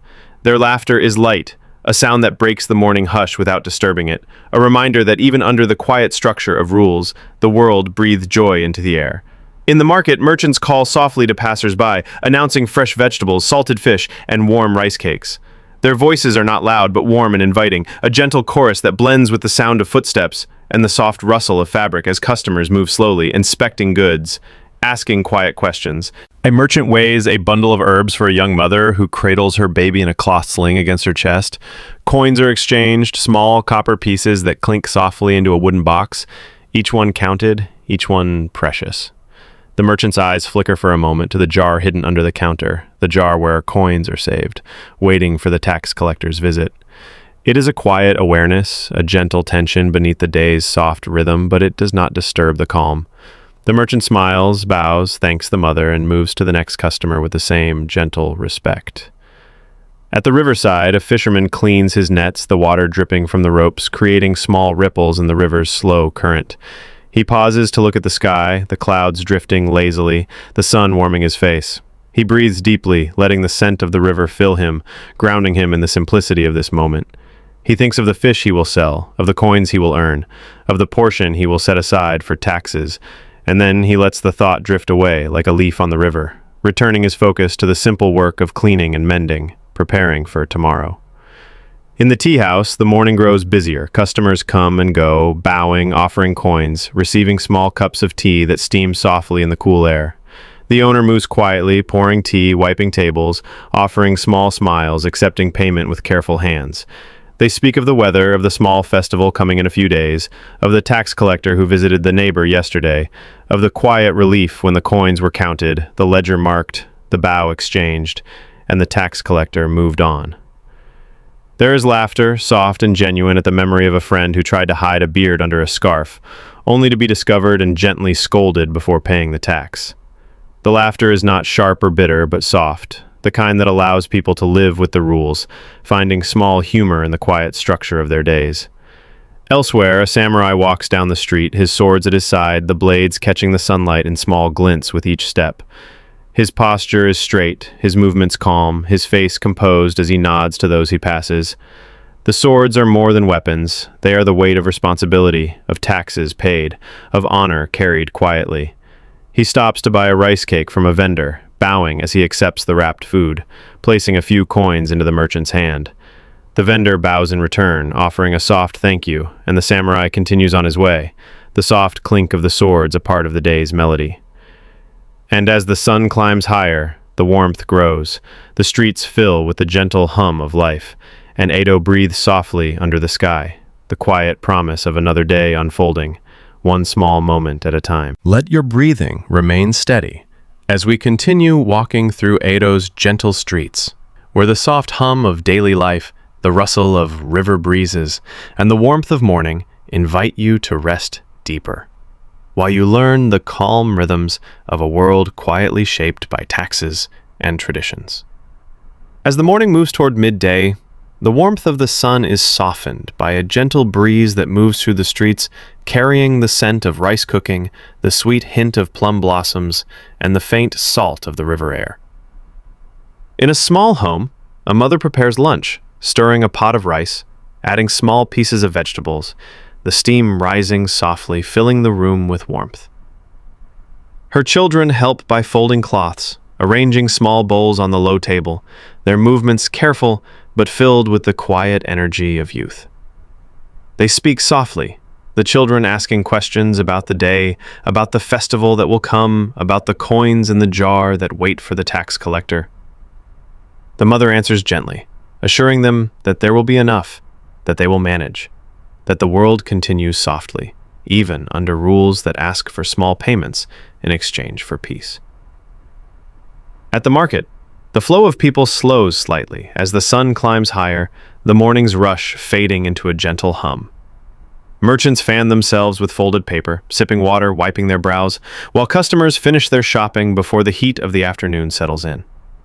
Coins are exchanged, vegetables are wrapped in cloth, small boughs are shared, and the soft murmur of voices blends with the breeze, creating a quiet melody that drifts through the market's narrow paths. Near the river, children play under the watchful eyes of their mothers, who sit nearby, chatting quietly, their hands busy with small tasks. The children laugh as they splash at the water's edge, their sandals abandoned in the grass. The sunlight catching the droplets they send into the air. A boy finds a floating blossom and holds it carefully, watching the petals sway on the water, his eyes filled with wonder, his world still untouched by the quiet weight of taxes, his laughter bright in the warm air. In the tea house, customers finish their tea, paying with quiet words of gratitude, bowing before stepping back into the warm day. The owner counts the coins softly, placing them carefully in a small box, thinking of the visit the tax collector will make, of the moment when the ledger will be marked, of the quiet relief that will follow. He wipes the tables, pours fresh tea for the next customer, and opens the windows to let the breeze in, the scent of tea leaves and warm wood filling the small space with comfort. Elsewhere, a samurai sits under the shade of a tree, the swords resting beside him, the soft rustle of leaves above a gentle background to his thoughts. He closes his eyes for a moment, feeling the breeze on his face, letting himself rest in the simplicity of the moment. He thinks of the duty he carries, of the taxes paid to maintain his swords, of the quiet promise he makes to his family and his neighbors to protect them, to live with honor, to walk through the world with respect and discipline. And as the midday sun reaches its peak, Edo continues its quiet rhythm. Merchants selling goods, mothers preparing meals, children laughing by the river, tea being poured in small cups, swords glinting softly in the light, and coins waiting quietly in jars for the tax collector's gentle knock. In this gentle world, life flows like the river, steady, soft, carrying each moment forward, holding within it small joys and quiet hopes, waiting for the soft hush of evening to return once more.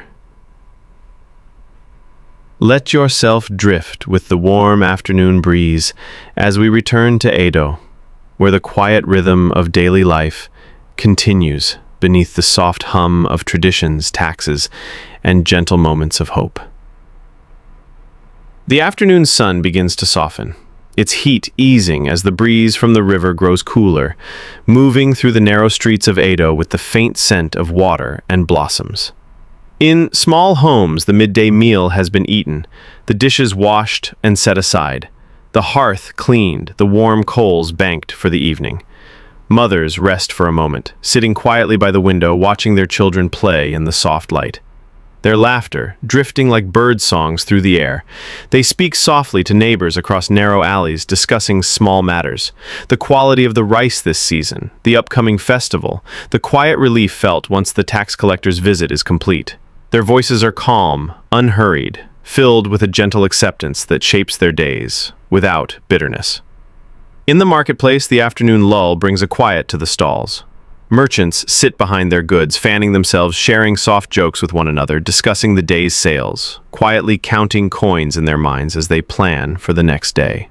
A child approaches with a few coins, holding them out carefully in small hands to purchase a sweet rice cake. The merchant smiles, bows slightly, and wraps the treat in a piece of paper, handing it over with a soft "thank you" that carries warmth into the moment.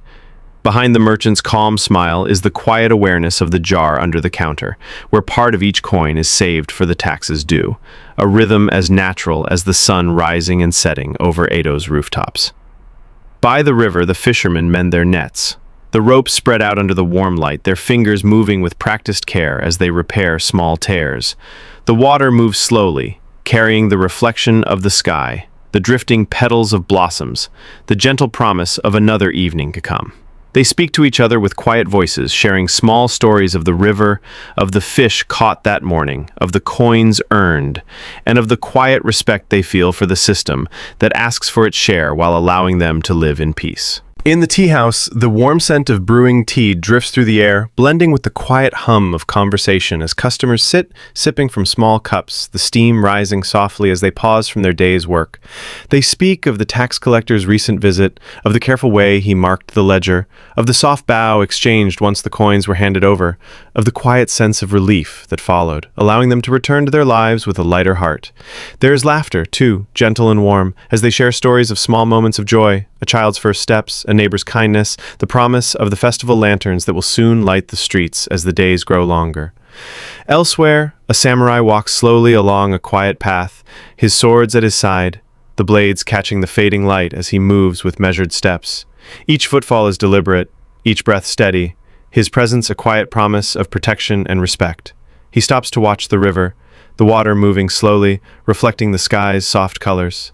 In this moment, he feels the weight of his swords, the taxes paid to keep them, the duty they represent, and the quiet pride that comes with honoring that duty.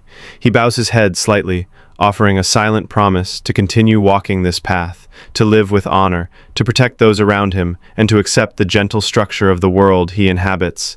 And as the afternoon light begins to fade, Edo continues its soft rhythm, each moment carried forward with gentle acceptance, each breath a promise of another day, each step a quiet dance within the world's soft rules.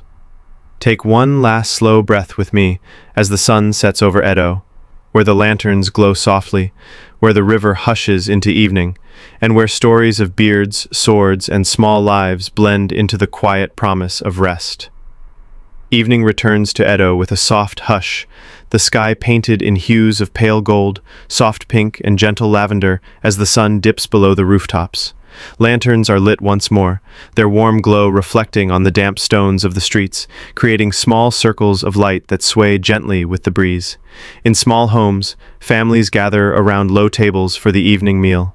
Rice steams softly in bowls, vegetables are shared, and the quiet conversations of the day continue, blending with the chirping of crickets outside and the soft rustle of leaves in the breeze. Children, now tired from the day's play, lean against their mothers, their eyes blinking slowly, heavy with sleep, as they listen to the calm voices of their parents, the world around them soft and safe. By the river, the water darkens, the reflection of the lantern shimmering on its surface as it moves slowly, carrying the scent of earth and blossoms into the night. Fishermen secure their boats, tying ropes with practiced care, pausing to look at the sky before heading home. Their hands are rough from the ropes, their clothes damp from the river, but their hearts are quiet, their minds at ease as they think of the coins earned, the taxes paid, and the small comforts waiting for them at home. In the tea house, the last customers finish their tea, bowing quietly before stepping back into the night. The owner wipes down the tables, extinguishes the lanterns one by one, and slides the doors closed with a soft sound that blends with the night's hush.